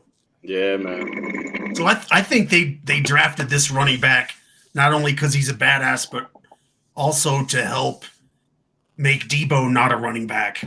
Right? Does that make sense? Smart move. That's what Yoko was saying. That's why I read it to you guys. Like, yo, is a reason why they picked up Todd Davis, man. And yo, listen, bro. It's all about the scheme. Listen, I don't care who's running back one. Just productive, man, and stay healthy, man. It's a long season, man. Don't make Debo a running back. Right, exactly. You know, so my thing is, it's like, but they're gonna use McLeod in the draft, pick the receiver in that role. I think that might be a possibility. They're gonna use Ray McLeod and the wide receiver they just drafted in Debo role. Because man, we want Debo catching passes. We don't need you running the ball, Debo. We need you out there catching the ball. You know what I mean? Is that why Debo's mad at us? Seriously, is that why he's pissed off at our team? I mean, what's going on with that? Why is he mad at us? No, it's a negotiation thing. Like he was selling wide back shirts on his website, so he's not mad about that. He just want to be paid and compensated for it. I'm not so sure Debo knows why he's mad. First lady. I said I'm not so sure Debo knows why he's mad. I agree. Might be right on that too. But just remember, Debo's young. You got a new type of football player here. They're all about getting their bag, and that's what it's called. I'm too old for that crap, but they want to get paid. You know what I'm saying? Now, last time I worried about a bag in school that had lunch in it. Yeah. Yeah. Love it, man. Hey, I got you on that one, didn't I love it. Jizzle, you want to read that, Jizzle? Yeah, I'll read it. Debo needs to be a team player, blank, period. Boom. Man, That's you right. gotta really agree with that too, man, because I'm all for guys getting their money, but like the way he's going about doing it is kind of like he alienated the team and being a leader. It's just like, you know, I mean, it's a tough way to tell a guy how to get his money, but it's just, you know, I feel like, you know, at what cost though, you know what I mean? Where you become a distraction to the team, and it's I don't know. I do think that like the leaders, like, you know, Fred Warner, or even Mike McGlinchey, like the way that they've handled the questions of Debo are like incredible. Just the way, the way that they've stepped up. Professional. You know? And Right. Well said. Well said. and it's a possibility. Not as a possibility. They know. They understand the business side. They know what he's going through. Yes. They just did it. And honestly, Fred Warner, he made the whole situation, to me, just by listening to him, it was like, honestly, it's really not a big deal. It's just something that Debo and his agent has to work things out with our front office. Plain and simple. He definitely emphasized patience. That's for sure. Right. Exactly. So, I mean, with that said, I mean, listen, he's not going anywhere, guys. I said it before. I feel what you were saying, Poirier, that you was watching the first round just to see what the 49ers adjustments were. That's all I was watching. I wasn't worried about it, bro. I'm telling you, I wasn't worried about it. You know why? All that entertainment. Reason why, and I told y'all before, if we trade Debo, we are not a championship team. Playoff team, yes, but we are not a championship team without Debo. I knew. The 49ers is not gonna mess this up. They messed it up in the 90s when they traded Charles Haley. They ain't gonna do this stuff again. And honestly, I got you, Uncle Keith. Yeah, Uncle Keith. Yeah, bro. Hey, Prez, come back, man. Come back. Debo, he ain't gonna take all our money, Blaine. I'm telling you, he ain't gonna take all our money. No, I saw the Prez face just turn hard right when you said that. He totally wants some more out of Debo besides being a teammate, and I get it. However, they're going to pay him without panicking. Right. True. That's why they pick all their own picks. The 49ers have learned, like P. Warrior said, how to maximize their picks. And like you said 2 weeks ago, P. Warrior, they have to get this draft right. And their first two picks are considered steals, if you really look at them. Whether or not you've seen this running back, you'd be remiss not to go look at his videos. You got to see this kid run. The first three. And he's a differentiator. If you lost, the last thing a coach remembers is how he lost. Yeah. Cloud of dust in 1 yard. Good point. I agree with that one. Good point. And Prez, I wasn't picking on you. I'm just pointing it out. I agree with you because sometimes when I'm paying my bills, I feel the same way. That was a joke, man. That was a joke. It don't come down to a money thing. I'm all the way off the Debo situation. I hear you. What you say, Prez? Huh? What'd you say, bro? It's not a money thing. I don't think there's any. I mean, I said my original statement is I don't think that there's a wide receiver in the NFL worth $20 million, much less and especially a wide receiver on Kyle Shanahan's team. That's just my whole thing. I mean, that's just how I wouldn't pay any wide receiver $20 million. I mean, look at all the best teams. They traded their number one wide receiver away because they weren't paying him that type of money and then what happened? 17 wide receivers drafted in the first 2 rounds, the most ever. On the flip side, you can look at the Rams. Cooper Kupp, Super Bowl MVP. Cooper Kupp is a Super Bowl MVP and makes $15 million. And you know what he said when they asked what he wanted a contract? He said, it's not about me. He said, I want to be paid fair, but the biggest thing for me is the team and structuring the cap moving forward. That's what Cooper Kupp's response is. The second best wide receiver in the NFL for 4 years straight now. Yeah. P. Ward, Yes, sir. Is there some truth into Adam's comment? You want to do us the favor? Yeah, absolutely. Because his actions have shown why he's not a captain. Oh, Yeah, I mean, go we ahead. seeing the immaturity with Debo. I would agree with that. You know, I mean, obviously, we all know he could have handled it better. You know what I'm saying? He went to social media, Instagram, and all of this stuff, and you know, all of that, you know, foolery. And other teams' photos, having his homies comment on. You know, so you know, y'all know how I do when we talk about that other person. I'm not gonna mention him.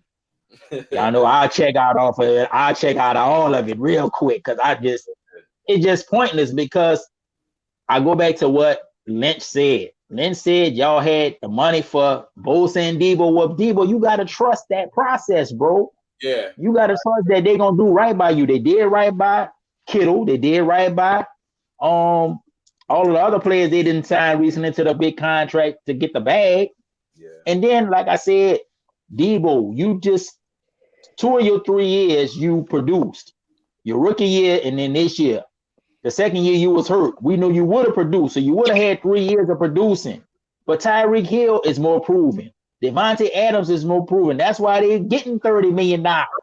It ain't that has better stats. It's not that has better exactly. stats.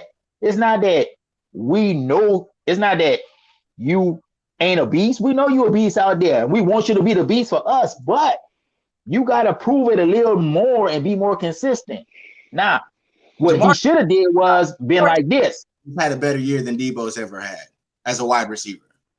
Yeah, exactly. But this is what I'm trying to say. Okay, now you just came off this B season, wide bag, whatever y'all want to call it, right? You know that if Lynch and them saying openly in the media that we know we gonna give you this bag, then all you gotta do, man, is keep balling till you fall. The money gonna be there for you. You should be in the OTAs or whatever they doing right now, in the lifting or whatever they doing in the organized stuff. Show them that, okay, I prove to y'all that I'm a beast. I'm wide back, whatever y'all want to say. I want my bag. Y'all don't want give me the bag right away. I'm going to come to camp. I'm going to do what I got to do. I'm going to get on the field. I'm going to prove to y'all that, you know what? Y'all going to give me the bag. Y'all going to give me that 30 million because I'm going to come back and have another beast season out there. But you played it wrong. You went on Instagram and doing all of this stuff, going in the media, going through your family and all of this foolishness trying to get the money. That ain't going to make them give you the money no quicker. Did y'all see the interview where Debo said that he wasn't very high on being a running back?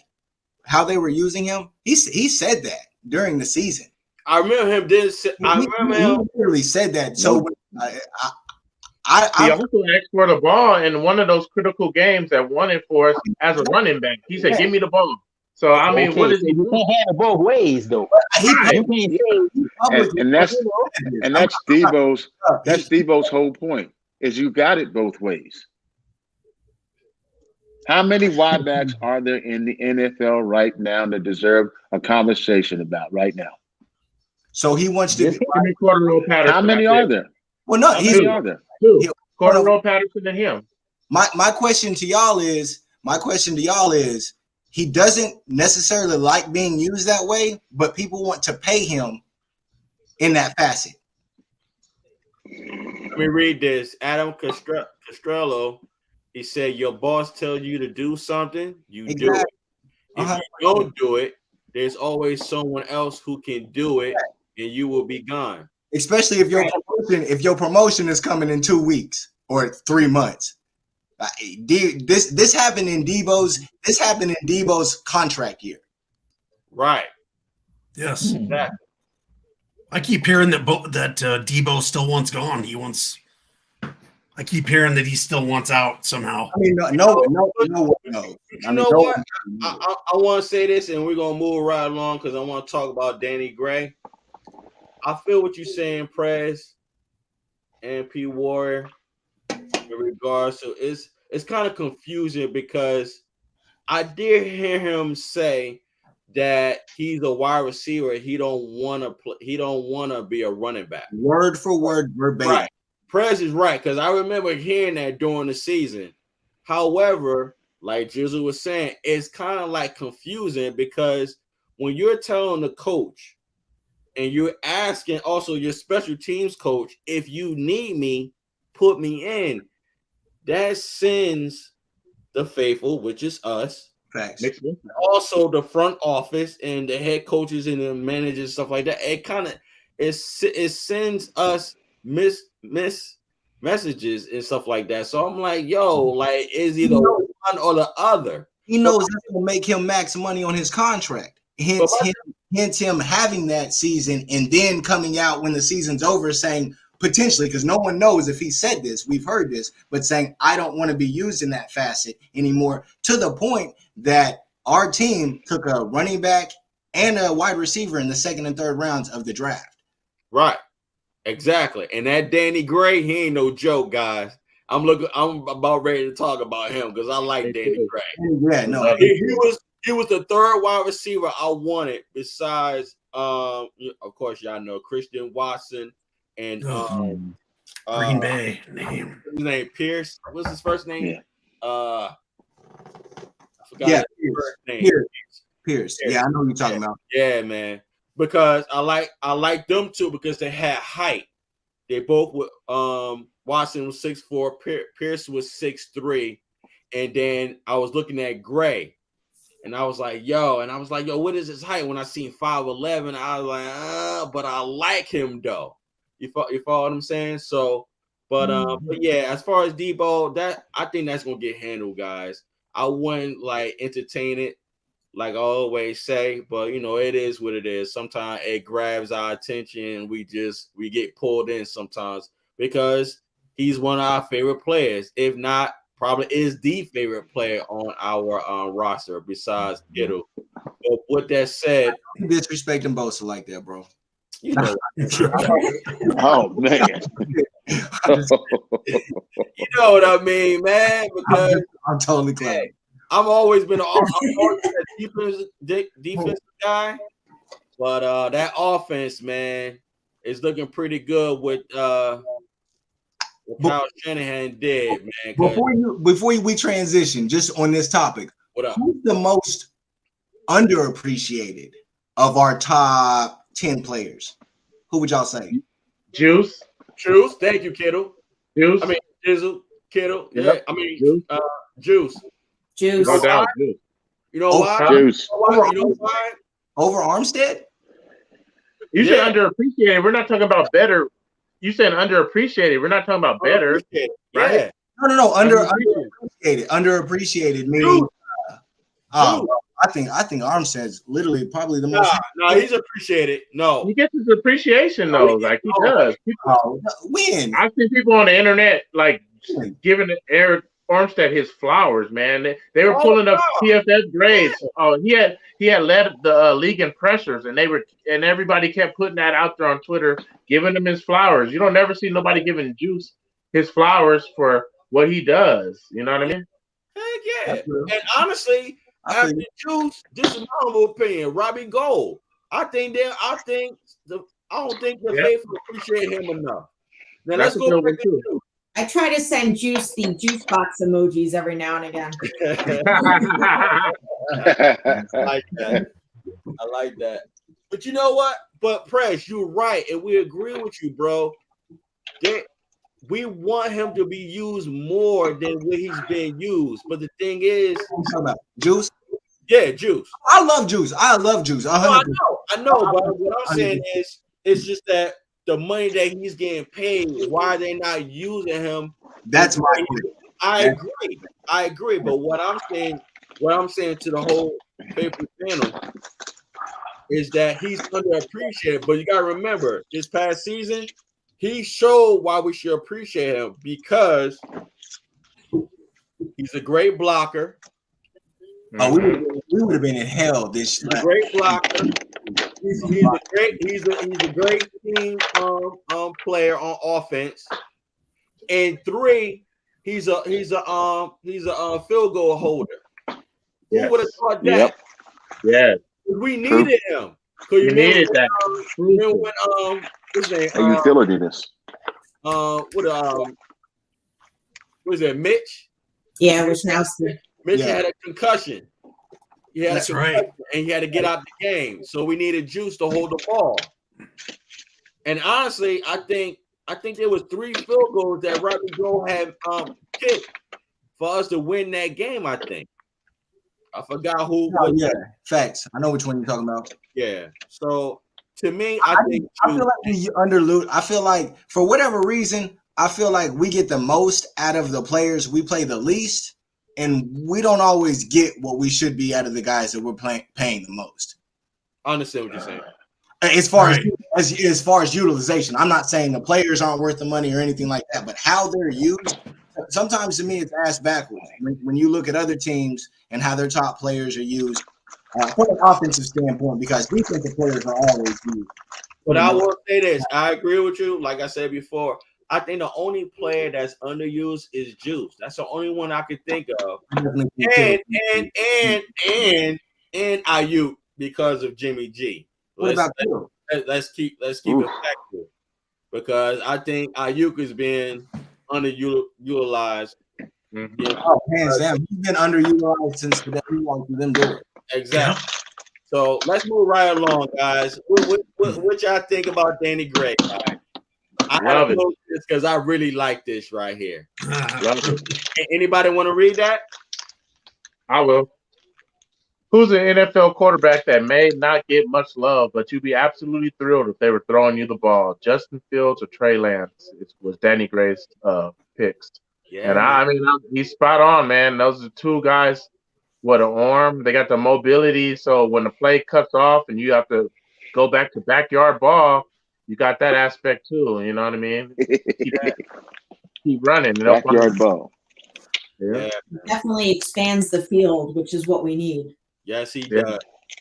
And I was talking to a brother on Twitter in regards what we think how Kyle is going to utilize Mr. Gray.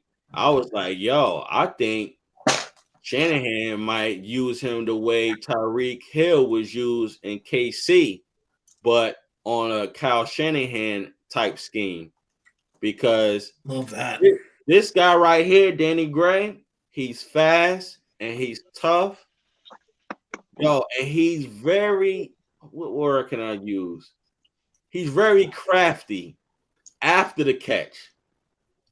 That's what we need. Yeah, man. His route running is A1. His route running and his speed off the snap is A1. Yeah. Yes. Yeah. Hey, Prez, does Price and this kid make Debo less essential? You already know that answer to me, bro. You already. I gotta ask. She wants to know. Yeah, absolutely. Especially, we even before Gray and Price, Kittle not getting used in the passing game. Ayuk not getting used in the passing game. Jennings had 7 touchdowns. 7 touchdowns. My dog, y'all know I love Jennings. JJ's a top 5 player on this team. I love JJ. Yeah. And these motherfuckers, excuse my language, better pay this man, because I swear to God, bro. We making progress. Prez wants to pay somebody. I gotta pay everybody but Debo. Damn, dude. It seems like y'all trying to build Debo by committee. And then on top of it, we watched Tennessee trade A.J. Brown. Yeah. I want to see Prez when Debo scores the first touchdown. Yeah, I don't want to see him. I don't want to see him at all. He does that. He's going to be mad. I want to see if come on, man. Why you just throw the Jawan Jennings, man? Throw the touchdown from the backfield, though. I wonder how our pitch you going to be, Prez, when Debo scores a touchdown from the backfield as a running back. Kyle is going to run out and tackle Debo when he doesn't score. Hey, man. He gonna get this contract and guaranteed he gets hurt next year. I don't even speak that into you know what I want to see next season? This season? What's that? Why did nobody offer for Debo? Because A, he wasn't worth their draft capital, And no, they did. The Lions made an offer, and the Jets did as well. They both did. That was a first and a third rounder. That wasn't their first round this year. That was a first round in the future. That was not the Jets offered the 10th. No, I'm talking about Detroit. They offered the they offered the 10th and the 5th for us. They offered 32nd too. The 32nd overall first. The Jets offered the 10th and a 5th round pick for a pick swap of our second round 61 in Debo. Yeah. They wanted Debo and our second rounder 61. Yeah. That shows you how much. That's an offer though, bro. Like, I mean, you can't say that's not an offer. No, I'm saying that those weren't serious offers. They couldn't be serious because everybody believes that Frisco is going to sign this guy. I mean, seriously, why would you waste your capital on that? They weren't picking up the phone if they didn't have intentions to trade him if the right trade come across the desk. Because we watched last week the Arizona's GM come out and say we're not trading Kyler Murray, period, and it all stopped right there. Yeah. Our GM, our front office never did that, to the point that they said we aren't taking phone calls, and then we found out, we were taking phone calls. And then Shanahan said this. He said, we didn't get an offer that we felt was fair to us or the 49ers. Right. This is exact words, meaning that if it's there, they would have traded him. Yeah. Who would trade for Kyler Murray, though? I wouldn't. I wouldn't. Nah. Me neither. I think there's about 25 teams in the NFL that would trade for Kyler Murray. You guys would be surprised if they would trade for the guy. Yeah, I wouldn't though. That's all right. I wouldn't. All right. But I like that pick by the 49ers regarding Danny Gray. But I mean, think about it though. I'm sorry to interrupt you, but I mean, like Kyler Murray had 2 MVP until he got hurt both years. Kyler Murray, he was in the MVP conversation. I don't know why you guys are so down on him. I mean, he spent his years so far on Arizona who won't invest in defense. That's their problem. We've seen that before. Facts. Kyler Murray's a dog, bro. And Kyler Murray gives us the work every time we play him. Yeah. That's why I don't know why you guys are like, I wouldn't trade for him. I mean, like, yeah, Kyler Murray. Now, I wouldn't trade for him. Why? Why would we trade for him? We got Trey Lance. No. No, in a hypothetical, like if you're just any team's GM and you needed a quarterback, is what we're saying. You know what I mean? Kyler's a winner, man. Kyler's a winner. But I'm excited for this season because Trey's actually got a lot of weapons he's going to get the ball to, unlike trash-ass Jimmy. Can't stand that guy, man. He needs to go. You know what I'm saying? I'll never stop either until he's off the team. I'll never stop calling him trash either. I don't care. I ain't gonna mention his name. Y'all know how I feel about it. Thank you, P Warrior. Thank you, man. Y'all know how I feel about it. So I'm not even the rookies like give me Trey Lance. He didn't say give me Jimmy because everybody knows Jimmy can't throw the ball. Damn. I mean, for real, you know. Whatever. I'm ready for Trey area. Let's go. He looks good on the sideline. Maybe that's where you need to be holding that clipboard with that $1 million smile. $25 million. He's always smiling after something bad happens, though. It's like, man, bro. That's probably one of them nervous. I know people are about to kill me type of smile. You know how people get. Like, it don't make no sense, bro. It don't make no sense. Yo. But with that, the dude has been to 2 NFC championships, and he just did it with that. So the Jimmy G hate is out of this world. Yo, check this out. I had posted this a couple thing yesterday. John Lynch said regarding Trey Lance, he was saying he's going to struggle to outthrow Danny because Danny can run. Yeah. Man, we needed that. That was one of my biggest things coming in this draft. I saw all these speedsters. I've never seen a fast receiver class like this. And I said, we got to get one of these Blazers, man. And they did. You know, I was looking at the Calvin Austin dude from Memphis. That dude is 4'3" flat guy too, just like Gray. So I was hoping that they got one of them and they were able to do that. So I'm happy, man. That just plays to Trey Lance's strength. First Lady, you can read that for us? Adam says, do we see more deep balls with Lance? Yep. No doubt. Yeah, No doubt. Because he can throw it. No doubt. Now check this out. I'm glad that Adam said that because I have posted this yesterday. Yo, John Lynch said we studied Trey at North Dakota State. He throws a beautiful deep ball. He really does it well. He's got a lot of strength in that arm, and he's got a natural, acquisition that bodes well for a deep ball. Then he says those guys are going to have some fun, being the wide receivers and Trey Lance, going and chasing them. Yo, I'm telling you. Mm-hmm. This offense and this offensive weapons is we're gonna see some different guys. And I've said it before, man. There's enough that everybody should be getting involved. Say it again. I said there's enough that everybody should be getting involved. Yeah. No limitation. Right. Then John Lynch said about Danny Gray, he says he got legit speed.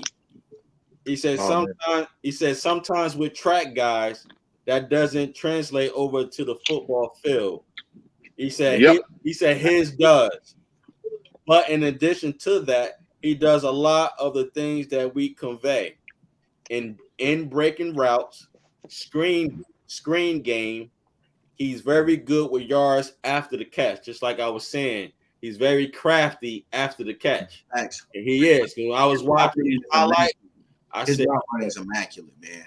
Yeah. He said he never lost a race in his life. He was racing the older kids. Nice. But Lynch football eyes could see that, which is why you can understand some of the picks that were done before that. It was crazy. It takes football eyes to see football moves in real time on the field. You absolutely right. I never understood why our fan base was so mad about bringing in Lynch. It's like he's a Hall of Famer. Like if anything, he's gonna know what it takes to build a roster and what type of players you want from a defense. Defense wins championships. And we put why? Because he sat in a booth and he has no GM experience. That's why everyone was It'll be good to see what my boy from the Greasy, Brian Greasy, yeah. It's gonna be nice to see what he brings. I think just sitting in the booth, it gives you a perspective of the game that you don't even have planned, where you can see everything from that perspective, and then you have to coordinate what you have to say on TV in a live setting. It kind of,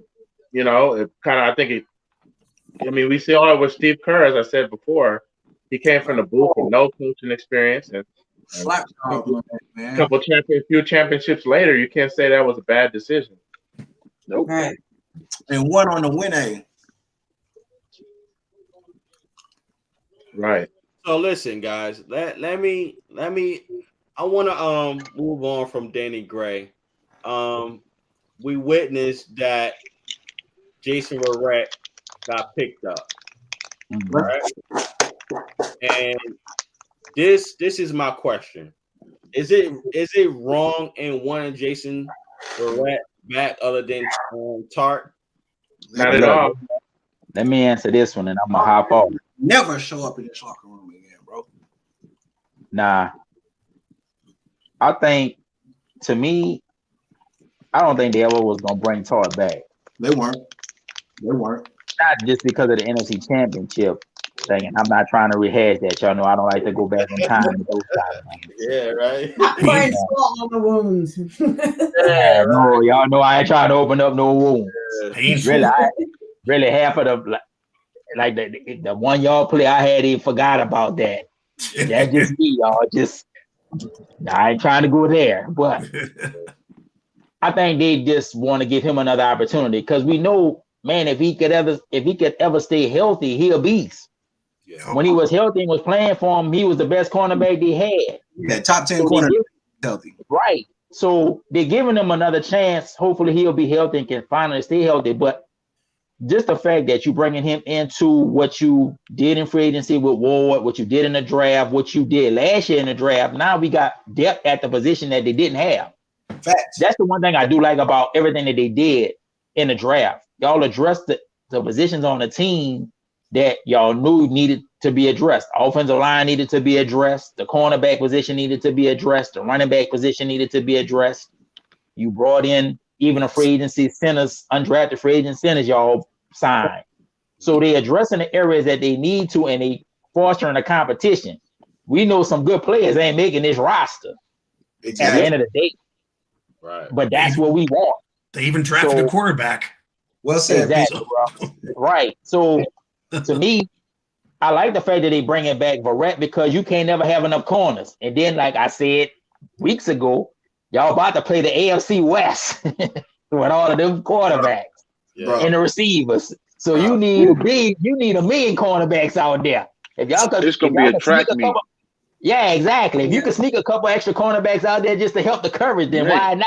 Because you're gonna need it out there. You're gonna need some breathers playing against these teams, right? The it's like if my bad, P. I hope he can be healthy, because I think if he's healthy, he can make the team. Do you know what I mean?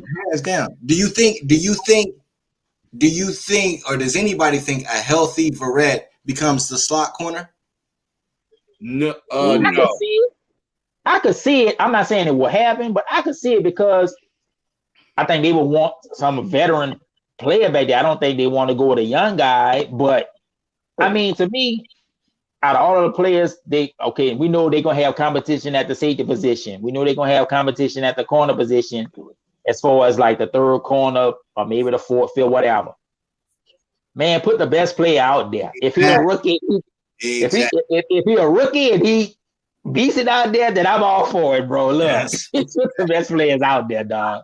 If he's a rookie, then I don't have a problem with it. Now, if you get in a regular season and you start getting torched a little bit, then I might change my mind. It's like, okay, well, look, let's take you out and give somebody else a little run. But if in training camp and you balling and you doing what you got to do, then by all means, play the man. But man, just play the best players. We know some veterans ain't gonna make the roster, because think about how they gonna structure the practice squad. They're gonna try to stash some of them players, maybe a couple of them centers on there. Because this is a thought I'm gonna get off after this. I was thinking on this, and y'all could chop it up after I get off. as far as the center position go, I think they should put McKivitz at center. In my opinion. That's a good one. And the reason why I say this is because he got that nasty mean streak that you need to play that position. And I think he got the versatility as far as the movement, because he played left tackle. So he got the feet. Left guard. That's just a thought. Now, I don't know what y'all think on that, but that's just something that crossed my mind when I was watching the draft, when they was talking about why they ain't take a center, why they didn't do this and do that. You got McKivitz, because now you see they drafting all of these guards. They drafting all of these inside guys. Well, to me, Brunskill ain't no center. He's a guard. I'm a big. I don't like Brunskill at center. I don't like Brunskill at center. Yeah, he did good for us last year. No, that when they played him at center, I wasn't happy about that. Because to me, you don't have the physicality to play center. You got the physicality to play guard, but man, when you at center, you got to anchor against 300-pound dudes, and he don't have the frame for it.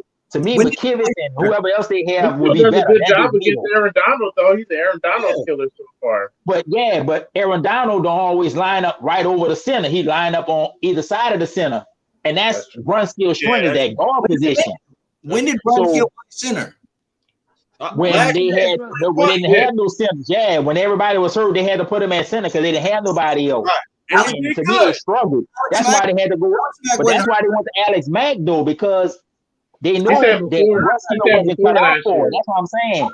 I wouldn't put Brunskill at center. I would put, if Alex Mack don't come back, put either whoever them two centers they signed is undrafted, let them get a shot at it, or put McKivitz in there. Let McKivitz get a crack at it. And see what he could do. And I think he might surprise some people if y'all let him get a crack at it. That's just me though, y'all. So I like that. I like that. I like that. I'm about to bounce out. Playing a rookie. Love y'all to death. Love you too, Y'all bro. know I got y'all back. Gospel, I'll be on next week. Mark, I'll hit you tomorrow. We'll chop it up. No doubt. Y'all discuss that McKivitz for me, and then I'm gonna find out. I'm gonna find out what happened. I'm gonna find out what happened. Hey, P. Ward.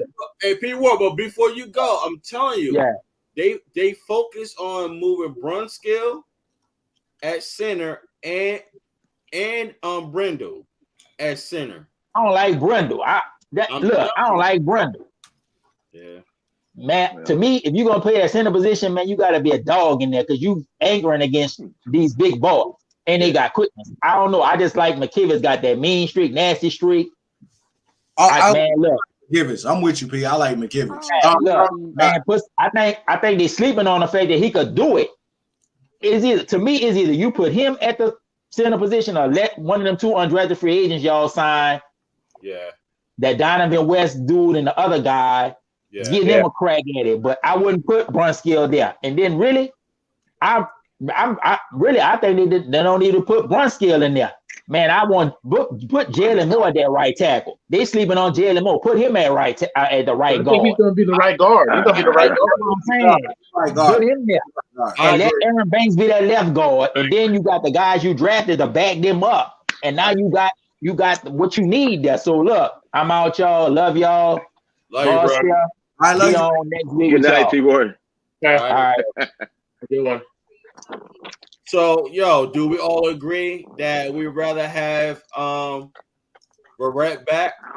Yes. Oh, love it. Yeah. Love it. I wanted him back from the beginning, man. Hands down. I agree. We talked about that a few times. Yeah. Yeah. Okay. I don't see Shanahan's not playing no rookie center. That's not happening. They'll go out and sign J.C. Treader for a vet. He's not playing a rookie center. I agree. There's a chance. That rookie center standing in front of too much important. Yeah, exactly. On The most important player on your team. Yeah. Yes. I wonder how much longer Alex Mack is going to take to make his decision. He's going to play this year. I think Mac plays this year because he's got so much to play for. It's a hell of a team he's looking at. True. Yeah. I mean, think about it. You got a chance with all the thoroughbreds, a young quarterback, a defense that's off the chain, and you want to quit? I'm sorry. Can't see it. Brutal position, though, man. You pick a lot. Yeah, so is watching from the couch. The team wins the second wing after you leave. Yeah, that's true, too. Yo, I ain't gonna lie. Hey, 49, you hear that? I hear you, boy. I ain't gonna lie. When we re-signed Jason Verrett, I was happy, guys. I'd rather have him than Tart. And Lynch said, and I quote, he said he's a number one corner for us. When he said that, I'm like, whoa, okay. That speaks volumes, man. That's why I posted it on Twitter, and I'm just sharing it because I didn't want to forget about talking about this because I like Jason Verrett, man. And sometimes some of the fan base, sometimes we can write people off, like how some people written on Javon Kinlaw. And I like Jason Verrett. But check this out. I had put it up earlier by mistake, but I'm gonna put it up this time. But let me see. I thought it meant a lot when John Lynch had said this regarding Lynch. 49, you can do us the blessings, bro. Yeah, I got you. Okay. 49ers general manager John Lynch joined KNBR's Murph and Mac show to discuss what Verrett has been through and what he means to the team. Quote, this guy's ability and passion for the game, his makeup, his toughness, it's all to be admired. Yeah. It hurt our heart. It hurt Jason. He's a number one corner for us. For it to happen to him yet again was crushing. But he's a guy you don't give up on. Exactly. We're certainly not going to. It's a lot to ask for his body to recover again. But if there's something that we believe can do it, it's Jason. we feel like, number one, he's earned that opportunity with us. And number two, I think he's worth giving it to because he's done this before. Right. You do have to ask yourself at some point if it keeps happening. We have a 90-man roster, and during the offseason, when you talk about is he worthy of that? Certainly he is. So we're going to give it another attempt. I like That's strong. That's strong. Very positive. Yeah, man. And that's why I That's like a strong statement. Man. They're not just giving up on him, you know? Yeah, man. Exactly, man. That's that football player mentality again, though. Yes. From John Lynch, right? From John Lynch. You can't realize how important that is and why he will make this team a championship team this year. He's getting that mentality throughout the entire team. You know, I've been arguing for Debo for the longest time. But if Lynch were to do something with him, it would break my heart, but it wouldn't break my spirit on the team. Yeah. And I know a lot of people probably feel the same way. We just want to win.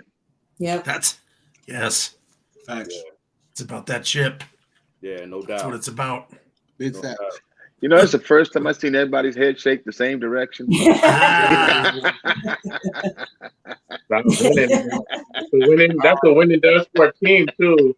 They said winning is the best deodorant. You know, when they're winning, everybody's head is pretty much not in the same because you can't be the one naysayer that's against winning because that's what everybody's about. So I'm going to put this up. Our brother from the West Coast blessed us with this topic, and I'm going to post it. I'm going to start with our first lady, and then I'm going to the next. So this is the topic that Jizzle had thought of, which is a beautiful one, man, because you know we definitely need to take care of our division. So Jizzle, he mentioned yes or no. Have the 49ers done enough to claim the NFC West Crown? First lady, what you think and why? They have. Looking at the Rams are going to have their Super Bowl hangover. Looking at the Cardinals, D-Hop is suspended the first 6 games. And Seattle traded Russell Wilson to Denver. So I think we have. I think we take the NFC West. Yeah, I agree. 49, what's up, bro? What's up? Let me put one of my bros down. There we go. I know how you do. I know how you feel. I'm gonna say yes, we have, and the reason I say that is because one, our draft.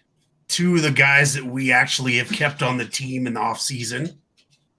And like I say, as long as this is for every team, but as long as we stay healthy, in my mind, that's the number one. You got to stay healthy in order to win anything. Yeah. If we stay healthy and we don't really know about Trey yet, we don't really know his potential quite yet, but if he's as good as we think he is, I mean, yes, I'd say yes, 100%. Jizzle, what's up, bro? This your question, man. What's up, bro? Yeah, so I definitely think we have. I think the biggest hurdle is the hurdle that we already, hopped across a couple times last year. We beat the Rams, twice, and then just couldn't beat them the third time when it really counted. But I feel like that's the only team in our division that we really have to really worry about. Seattle's the worst they've been since in the Kyle Shanahan era. I'm glad they are too because they have the most obnoxious fans. It's time to kick them back to where they were. I feel like every Seahawks fan is a bandwagon fan because they don't even remember that y'all wasn't even in our division. Y'all was in the Raiders division, man. Yeah. So it's like. So I feel like we've really done enough in just building the trenches and adding Drake Jackson to the trenches and that their mindset of how they build inside out. And I really feel like we can do it this year and take the crown. Yeah. Uncle Keith, what's up, bro? Yeah, I think we've done enough, and I'll tell you because we got backups to most positions we were deficient in, and you also have the leadership here that is not the one thing that the other teams are doing. I saw a lot of panic trades during draft day. I've seen a lot of trades that make no sense other than on a financial sheet. And I don't see a lot of these GMs having the same vision as a former Hall of Fame football player like John Lynch. You create a culture first and you build a team around it. And he's been doing that consistently. The only linchpin, the only weakness I see is a decision from Mac and a decision on Debo. Those are the only two distractions left out there. If you can go into training camp with both of those resolved, you got all the tools you need to win with. Yeah. You know, and the last thing I'm going to say is this. I think everybody else in the division got worse. In our division? Yeah. With the exception of the Rams. Oh, come on. Didn't the Rams have some people retire? No, they only had the lineman Whitworth, but they added the linebacker from Seattle, and they added another the dude, the receiver they lost Robin Woods, but they replaced him with Allen Robinson. Yeah, thank you. Right. So they actually got better with just the moves that they made. If I feel like they're looking at it like they got better too. And last but not least, I think they can run with anybody in their division easily. They could score with them. They could defend them. I think they've got enough knockout punches on our side of the football team. We can play with anybody. Yeah. Prez, aka our general manager, bro. Yes or no? Have the 49ers done enough to claim the NFC West Crown? I mean, I don't really have an answer to it because injuries are the biggest thing, and we don't have that luck. We haven't. That's the biggest thing. I'm still worried about the offensive line, especially on a run-first team. And then Trey. Trey Lance or Trey Sermon? No, Trey. Just Lance. what he's going to be. Just having ups and downs. You know what I'm saying? I would love to think that he's going to come in and just have a crazy Joe Burrow-esque year. You know what I'm saying? But we don't know. We don't know. So, I mean, if I'm asking compared to the Rams team that just won the Super Bowl and what Jizzle just said they brung in, with the questions that we have, my answer would be no. I'm not saying no. I'm saying I don't really have an answer to the question because we have a lot of question marks. And the other team that just won the Super Bowl does not have them question marks. And so but I mean, I would like to think so, you know what I'm saying? But I honestly don't have an answer. I'm not going to say yes or no. I think it all depends on injuries. Injuries to me are the biggest thing. Because the problem with our team is our biggest players are injury prone. That's what scares me. And when one goes out, then it just depends. We just have a horrible injury history, man, and it just seems for the last 10 years to always. I mean, even on the Harbaugh teams, you know what I'm saying? Even when we went to the Super Bowl with Shanahan, you know what I'm saying? That team was decimated with injuries. We were just able to overcome it, you know what I'm saying? So we'll see. I love what they've done together, you know what I'm saying? But that offensive line, bro, that offensive line is very, very, very, very questionable. We don't know what Mac's going to do. We don't know how McGlinchey's going to be. We don't have any idea how the guards are going to play out. And so that, I mean, I would like to think that you have a run game that could help mask some of that stuff. You know what I'm saying? Especially for a rookie quarterback, that could be an issue if your line's shaky. So that's just my honest opinion on it. I don't really know. Healthy, yes. A healthy team, even with what I just said, absolutely. But we just got to kind of see how it plays out. But the Rams are here. I mean, McVay's got the best record in the NFL over the last 5 years. I mean, these dudes just do what they do. That's true. I'll give you that. But doesn't every team have to worry about the injury bug? Yeah. Not like us. Okay. Yes, no, 100%. Yeah, because it's day-to-day, person-to-person, absolutely 100%. But whether it's conditioning, whether it's our training staff, whether it's the field, because they've always said Santa Clara's field's an issue, you know what I'm saying? So, I mean, I don't know. I've never seen anything like it in sports as far as what we go through on a year-to-year basis. Gotcha. Well, I would say those first 2 years, 2017, 2018, it was rough. As far as injuries, it was very rough. And it happens. It happens. Well, 2020, we broke the record. Yes. Yeah. 2020 was unbelievable. For both years, 17 and 18, we was over 21 injuries. No, but in 2020, we literally broke the record. Did we? Yes. Yeah. It got broke last year by the Ravens. We had the record, but even in 2019, y'all remember how many people, how lucky we got to win that Seattle game and have those 4 starters come back? Yeah. We would have had to play wild card weekend. We were out 4 starters. Right. So that's why I said even that Super Bowl run, ever since Shanahan's got here, it's been a plague. Okay. Let me say this. Y'all know I'm optimistic, man. I think we've done enough. And I'm going to start with the special teams because that was our weakest link. I think we did enough in our special teams. Now we just got to see it, be productive on the field. You follow? We got a new special teams coach. We got weapons now on the special teams. They did enough there. Now they got to work on that scheme regarding special teams. The defense, they did enough. Reason why they did enough, they brought back who they wanted to bring back, and they added depth, which is good. That secondary was the biggest concern as far as the secondary. As far as their tackling. Yeah, they shored up the defense for sure. Exactly. So they did enough within the secondary because the defensive line was fine. So as far as safety, that should be a question mark. But at the same time, Greg Odom? Yes. Yo, I got my eye on him. Moore.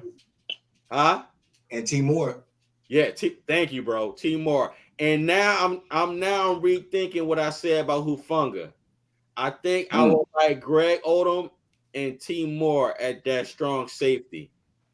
You understand what I'm saying? And if they need Hufanga there, I'm pretty sure they probably work up a scheme. Thanks. But as far as the secondary, I think they did enough for the defense to stay off the field. Because they was on the field too long. Too long. Insane, bro. And Mark, who's your nickelback? Huh? Who's your nickelback? Yeah, that was what I was going to say. I would put at the nickelback. Good call. Yeah. I would say either Mosley. Yeah, I would say Mosley.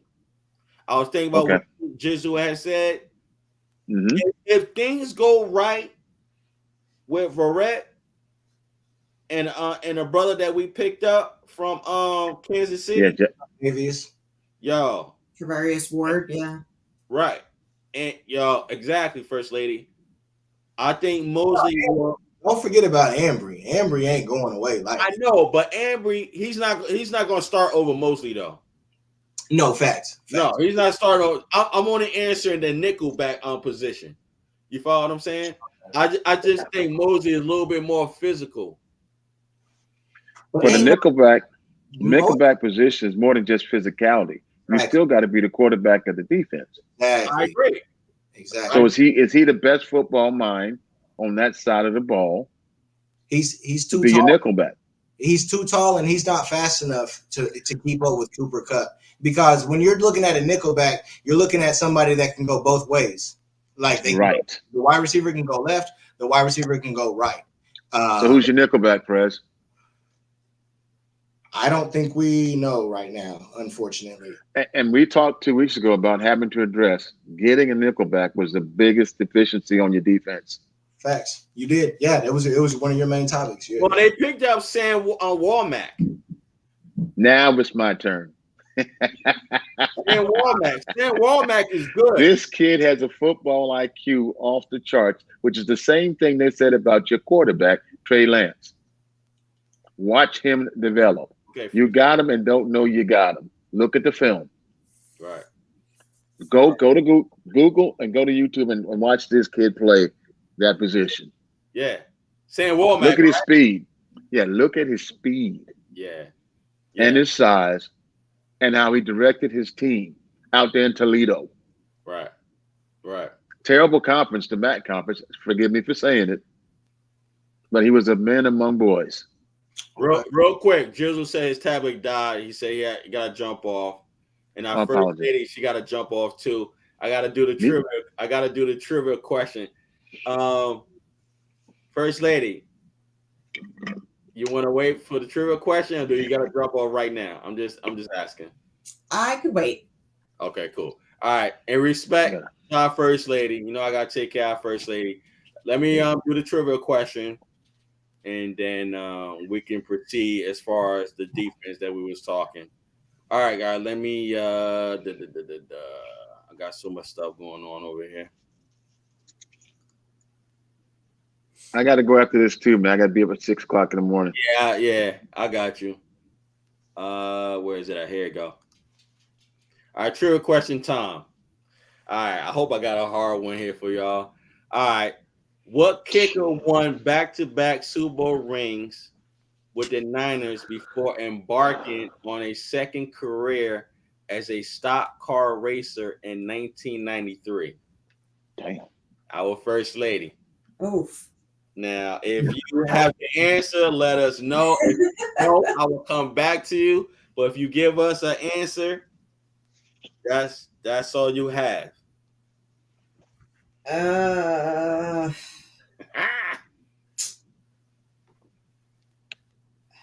think I got y'all on this one. Yeah, I have no idea.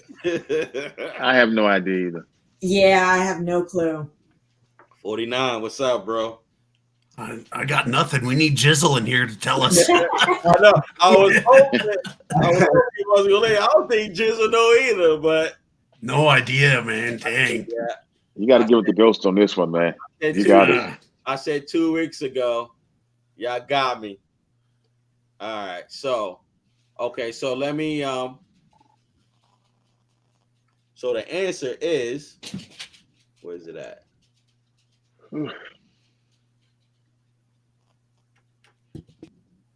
It's Mike Colfer. I hope I'm saying his name right. Yeah, and he hopes so too. I don't even remember that song, Mike guy. Colfer. I'm about to show you a screenshot of him real quick. He can look like somebody in the post office. What I tell you, serial killer. Mike Colfer. Post office for sure. Yeah. Wow.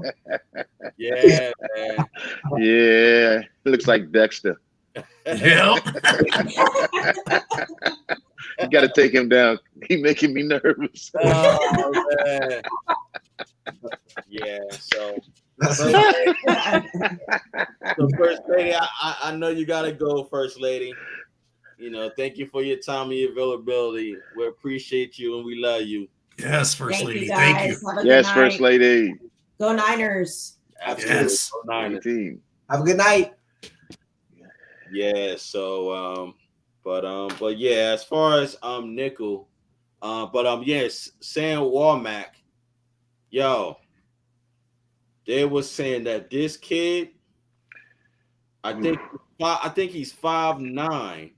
Mm-hmm. He's the same as he's literally the same as Keywan. I think he has a little bit longer arm span. Yeah. And I think he's a little bit faster. Yeah. And he weighs 2 or 3 more pounds. Yeah. They were saying his wingspan is close to Richard Sherman. Yeah, that's right. Because you had posted that. Yeah, man. I was That's like, big time. yo, man. That's good, man, because he got to stop them.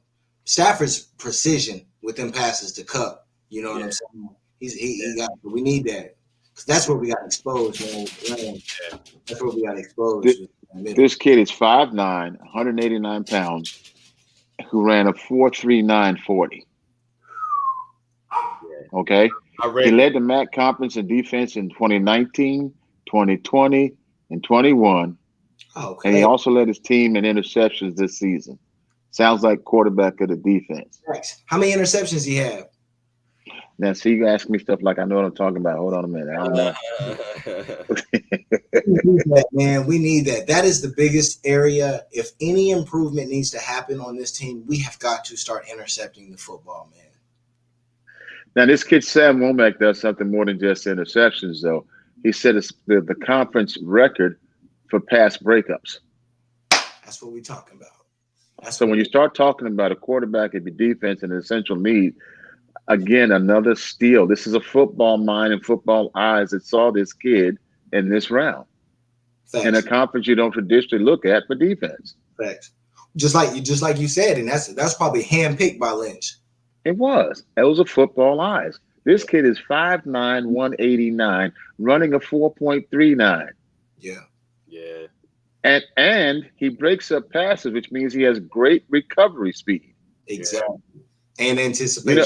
That means that's a pass that should have normally been caught. Exactly. And that's more important to me than interceptions. Interceptions are typically a result of a mistake. You're right. And you know what that also means too, guys, is that how they fixed the problem from the NFC Championship game. How Williams got brutalized. Oh my God. Him and Clark, bro. Yo, because I was like, yo, why do they have Williams on him? You know what I'm saying? So they addressed that problem if they're gonna move Womack to that position. But that's a great question though, Uncle Keith, what you were saying as far as like who would you have there? And you made sense too, Prez, because at first I was saying to move what did I say? Mosley. No. Before that, honestly, the reason why I said Mosley because I was rethinking what me and Lenore, Diamador. We talking about Lenore. I think I said that's his position. That's where he's supposed to be. Yeah, I think I said him, and I think Jizzle was saying Mosley, and I agree with you because I was like, yo, Mosley, he's too tall for that. You know what I mean? Yeah. But them slot wide receivers are too crisp for route running, and they're too shifty and they're too fast, and they're precision runners. And so we gotta have, like Uncle Keith was saying, you gotta have somebody that's a precision replay. And who has recovery speed for mistakes. Exactly. You got a rookie, you can be precise if you want to, but if you don't have a football IQ, you better have some speed. Yeah. some speed, and some hands, and he got the reach. I'm trying to tell you, he got the reach. That's what made Sherman so good. Sherman used to get beat so much. The only thing he had was that breakaway makeup speed. That's right. All right. And speed does not kill on the defensive side of the ball. Right. So it allows you to make mistakes. Is that the most important? All right. So between nickel, corner, safety, center, what's the most important training camp battle that we're facing? Safety. Nickel. Safety. Nickel. Safety. Really? Nickel. Really? Nickel. I'm going with nickel because you got to think about who we have to play against in this division. Yes. Help and all them get picked up by your nickelback. Exactly. Yeah. Somebody makes a mistake on Cope. Who has the breakup speed to catch him? Your nickelback. Yeah. Who takes away your best receiver? Catch him. Your nickelback. Facts. And if you got one with 4.39 speed and wingspans like an eagle, that's the one I want to put on those fools. Yes. You know what I'm saying? I want a pretty girl trying to stop the tab. You know what I'm saying? Yes. Did I say that out loud? Yes, please. I look like I want a sandwich. You ain't stopping for me. They're both very important. I know what you're saying. I agree. They're both very. I agree. To be honest, a lot of the times they have to play with each other because that's being attacked, and so it matters for both. It definitely. I think both of y'all are right for sure. But your safety catches. Your safety should not be your primary defender, mistake fixer. Exactly. It should be your nickelback. By design and by scheme, nickelback narrows the field. Yeah. Think about it. Your safety does the positioning based upon understanding the offense coming at him, but your nickelback is the sword. Well, okay, but you know what? 49, what you think, bro? He didn't say nothing. What's the question? I'm sorry, I got 3 dogs running around. Oh man, I'm trying to make sure they don't tear up the couch, man. I'm sorry. Yeah, that was funny, y'all. The man said, "What you say?" I'm sorry, man. Yeah. You see mine, don't you? Okay, which is the most important position on defense for our team? Strong safety or Brady can't battle. Brady can't battle. Okay, yeah, nickel for sure. Nickelback, Boom. Yes. We need to fix it. It needs to be fixed, man, because they've been great tacklers with Keywan and Tart. They've been great tacklers, but they have been such a liability in the They've back. been getting 8.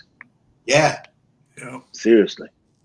And if you don't change what you've been doing, you're going to get beat the same way. Praise, you heard what you just said? What? You said Ward and Tart, right? No. Keywan and Tart. Okay, being as you said Tart, that's what Uncle Key. Faithful Huddle. I understand, and I'm just giving the strong safety a leverage because you need someone to be on time back there. I think the nickelback position is going to be taken care of. I'm not worried about that too much like the strong safety. Yes, the nickelback is very important, but that strong safety is the key as far as protecting going downfield. And who's your strong safety then? That's what I was saying. I was thinking, like I said earlier, I said Greg Odom or Timor. We don't know. It's 2 huge areas. That's why I said it, because that's what I'm saying. Because Tart, listen, the 2 pros regarding Tart, he's tall.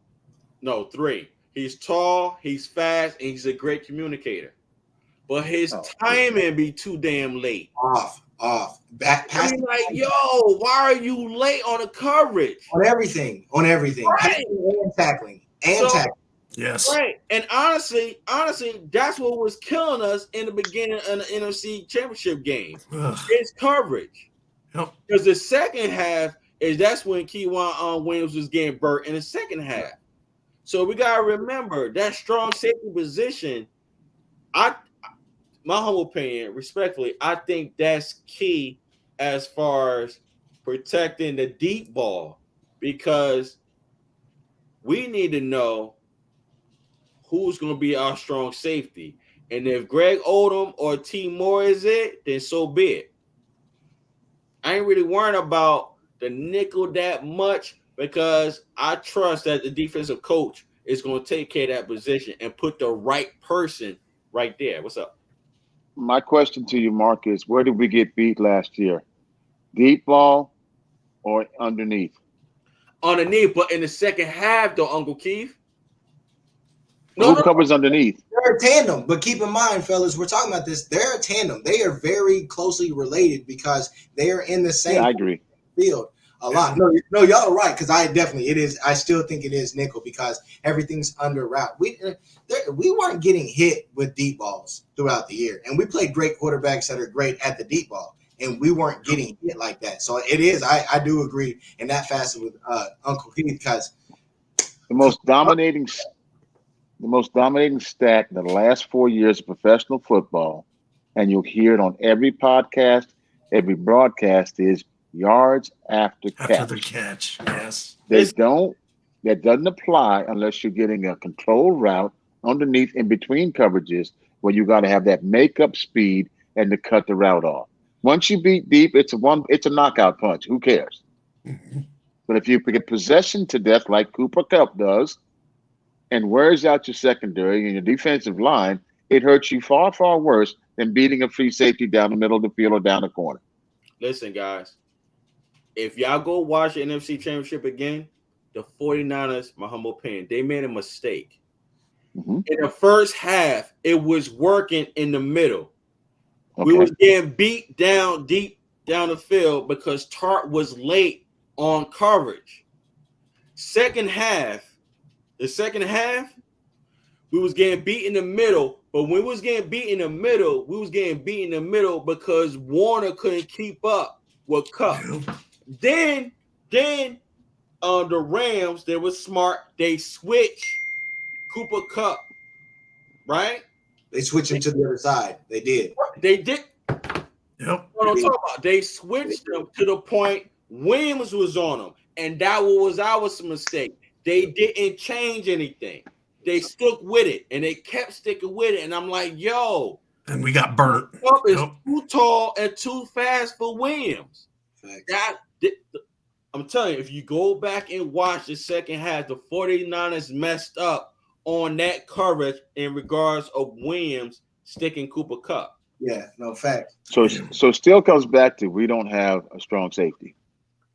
We don't have both of those. We don't know. And then on top of that, where we get lucky and we've been able to mask some of it is that Keywan and Tart have played together now for 4 or 5 years, and that means that defense has been like that. Now that's not going to be the same. It's going to be different players, so that communication's not going to be there. That familiarity is not going to be there. So it's going to be.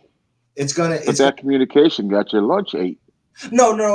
Yeah. But it also got us to the NFC Championship, But true enough.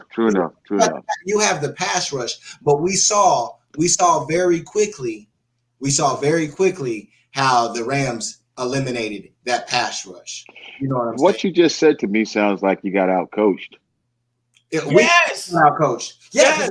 We beat them 6 times in a row, and then all of a sudden they bombed them. You know what they did? They seen the weakness. They seen the weakness regarding Williams, and earlier they seen the weakness regarding Fred Warner. Fred Warner's not that fast inside the middle. Nope.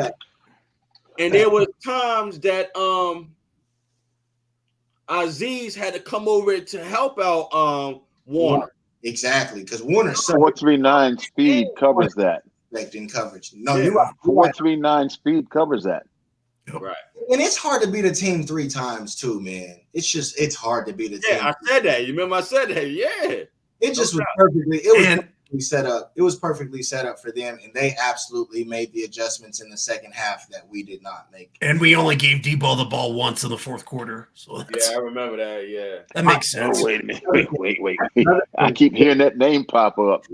If Kyle Shanahan fucks up another 10-point fourth quarter lead with our offense moving forward in big games, it's a problem. It is a problem. Fact. Twice. We are giving away rings and we are giving away Super Bowl appearances because for some reason our coach, when we have the lead and it's plain as day what to do, he wants to do the opposite out of nowhere. Like I love Shanahan, man. I ain't gonna harp on him, man, but it's like enough. Run the ball, man. Damn. Enough's enough, bro. Exactly. Run the fucking ball, man. That's right. Unky. Who would you have coach the team? Oh, Shanahan. I love Shanahan. Oh, he ain't going nowhere. He's just Prez only playing, man. Prez, I know what you're talking about. Prez is good. No, and I get it. He cannot fuck up another. He cannot. He has to learn. He has to put it. And I think it's an ego thing. I think it's just his ego. It's like it doesn't make sense, man. It's like you can't because he did it in the Super Bowl too with Atlanta. So it's like. I want to take you back for a second, though, Prez. Look how his father coached. Yes. No, you would know better. I was young. I was real young. Listen to me. His father coached a team that was most superbly talented teams, and it wasn't until his quarterback started on the field coaching that they won a Super Bowl. And got a running back.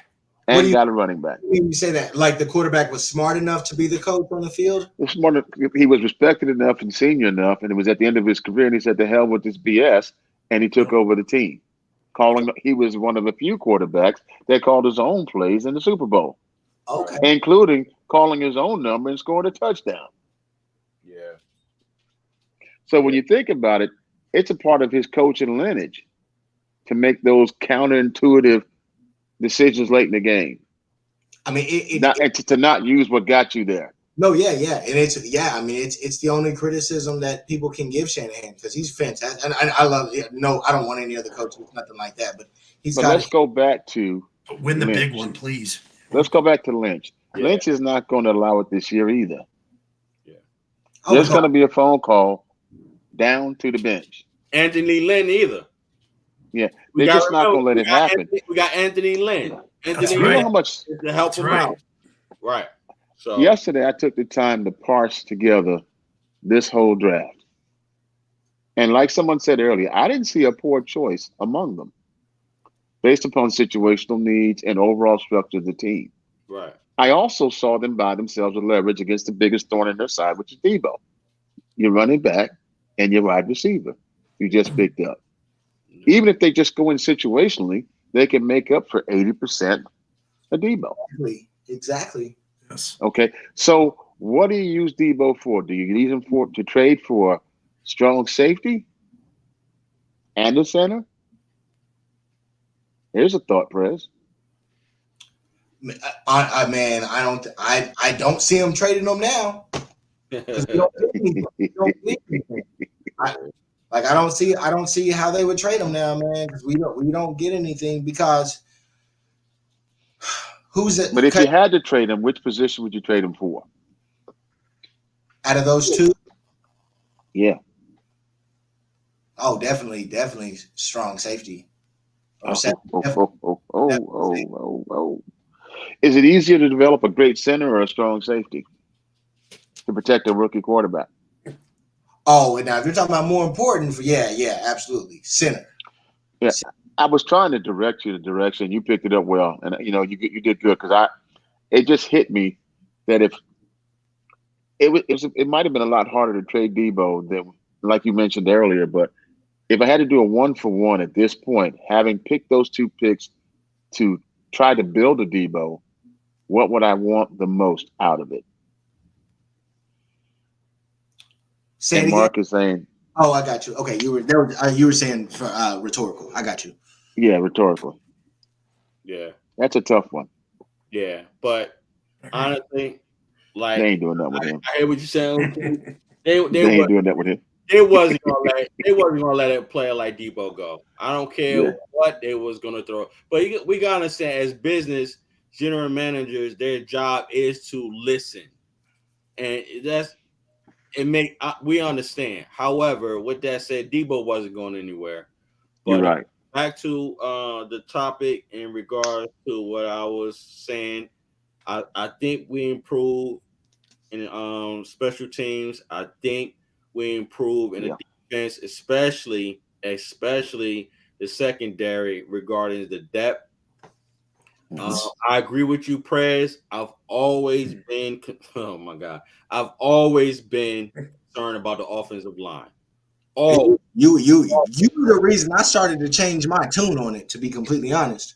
Yeah, man, because again, I always said, number one, we gotta protect our investment, which is always, no matter what, man. And I agree.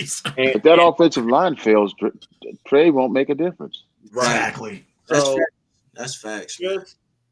And also, we gotta be mindful of these undrafted free agents that we signed. That's also the offensive line, and also that are centers. Yes. I was gonna ask y'all earlier when everybody was on, how many of these rookies and these undrafted can make our team though? Because we were at I think they said 46 basically starters that were pretty much solidified coming into the draft. Yeah. I think you can carry, isn't it 55 now? Or 55. Yeah, on game day. It's 55. So which means you got 9 spots for 47 players. Exactly. Because we had, I mean, it's gonna be, and that's assuming, you know what I'm saying, we don't bring any free agents or somebody gets cut, you know what I'm saying. And how many draft picks did you have? I think we got 13 undrafted free agents we signed. Nine. And we got 9 spots available, 9 drafts, and 13 unrestricted free agents. Some don't add up. Yeah. But you know the O.J. Simpson trial. Some very, very wrong here. And with all of that, I mean, we're really booking this. We're really booking. It's crazy to me that Sean Lynch is booking this on Donovan West, an undrafted free agent center. It's crazy to me that that's where we're at. Unless they have a deal in place with J.C. Treader. If Mac retires. If Mac retires and they have the deal in place with J.C. Treader, then it makes sense why you would go the Donovan West route. But if not, man, what? Oh man, it's that shit is shaky, man. Especially when you got to go up against the Rams defensive line, bro. If we in the NFC Championship, we got to go up against the Rams defensive line. We got to go out here and play the AFC West. Shit, you got Crosby and old dude on one side. You got Von Miller and old boy on the other team. Like, bruh, those games matter. We know we play in the hardest division. Well, maybe now the AFC West is the hardest division in sports. We play in the division where every game matters. There are no – now, it might be different now with Seattle being whatever. Yeah. We'll see what the Cardinals are going to be, man. But every game matters, bruh, because we had to deal with it. We had to deal with not having that bye and then having to go on the road for 3 straight weeks, and they were just exhausted. I mean, our bye week was what, week 9? Shit, we played 10 straight weeks. That's right. 849. It sounds like the SEC. Yeah, man. Yeah. Every game matters. Every game. Crazy, man. But yeah, man, I just want to say thank you to each and every one of you, man. Oh, man, you kept me up past my bedtime. Yeah, and that's what I was thinking. Honestly, I was thinking about you, to tell you the truth. Oh no, don't act like I can't hang now. I was hanging before you was out there stepping. Now don't get me wrong now. You know what I'm saying? I can schedule a long fight, but that might be open 1 or 2. But yeah, pleasure, man. Great show, man. Great show. Absolutely. That was the last half of this was moving. We did good. Yeah. Yeah. You know how we did good. Yeah. Now we got to worry about that offensive line. Yeah. And I ain't gonna get no rest. And that's the biggest question mark. That's the biggest question mark. But I believe that we did enough for it. It's just that we don't know the scheme and we don't know who they're gonna put at the right position. But what I will say, Mark, is this: there's enough capital on the team now because we got redundancy at every point that if we see a glaring weakness, we can address it before the season starts. Or a blockbuster trade is in the offing, and we may not be privy to it. Yeah. But if everything depends on your quarterback staying upright, and we did so little during the draft, and right now sums up. Yeah, no, right. I hope. Yeah, I totally agree. It better something has sums up, and if not, we're gonna be having this conversation all season. Yeah. I'm saying why it's crazy, man, because it's like if we look at the Lynch era, the Shanahan Lynch era, this is where they've had the least amount of luck is developing this offensive line. It's normally bringing dudes outside. And I think you said this a few weeks ago, Mark, and it's just weird because it's like they keep messing it up or it's not panning out how they want to. So now they kind of just like cast it to the side. It's like, bro, but we don't know on Aaron Banks. We're gonna see. But it's weird that they're so good at developing other places, but yeah, we struggle so much in the offensive line side. And I don't even know our offensive line coach. It's not even like we have a grade A offensive line coach. And it's just like you would think that we would be better invested possibly, but I don't know.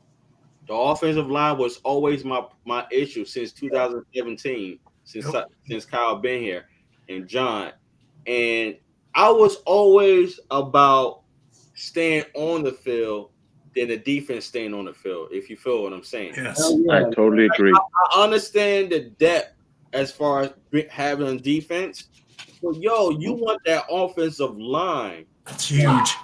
to stay on the field, because if your offensive line ain't working, your weapons on the side is not going to work. So I'm like, a run-first offense without an offensive line is an oxymoron. Yeah, no. Thank you. It just doesn't exist. Thank you. You know, think about how can you grind and pound if you can't even stay around? That's right. I mean, if you ain't got no run game, then they load in. They load in the box. So it's just like. And that's why I was telling you, making the quarterback very important to me, man. But you know what? You did say that several weeks back, though, and then now that we have the weapons, we think it even puts more spotlight on that offensive line, because at the end of the day, this whole season is predicated on Trey standing upright, having the time he needs to use the weapons he's got. Yeah. Now you can spell him with great running backs that can avoid a weak line, but a weak line does not make a good passing game either. I will tell you one thing, and I agree with Prez. And when I say I agree with you, bro, I was thinking about what you were saying 2 shows ago.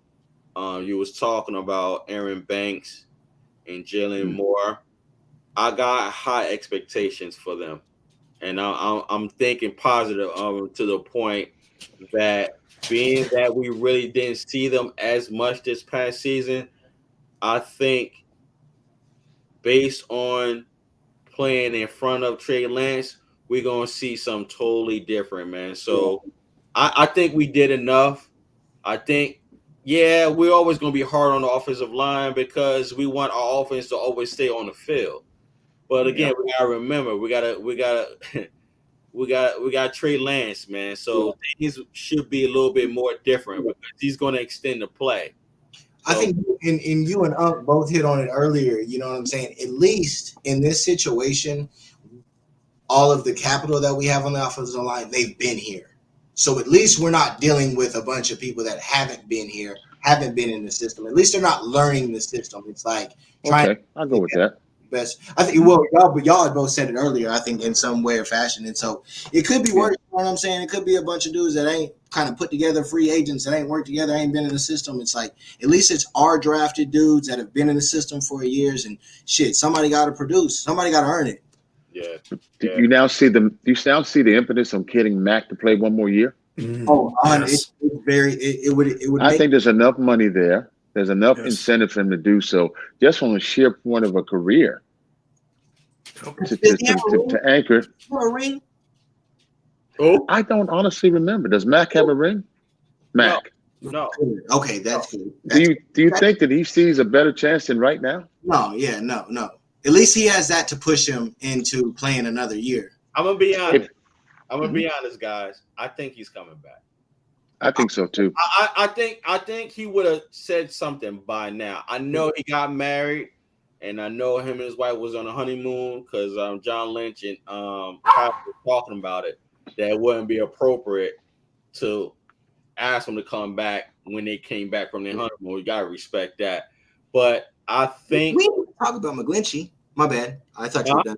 We didn't even talk about McGlinchey. We talked about him a little bit, but yeah. I don't know, man.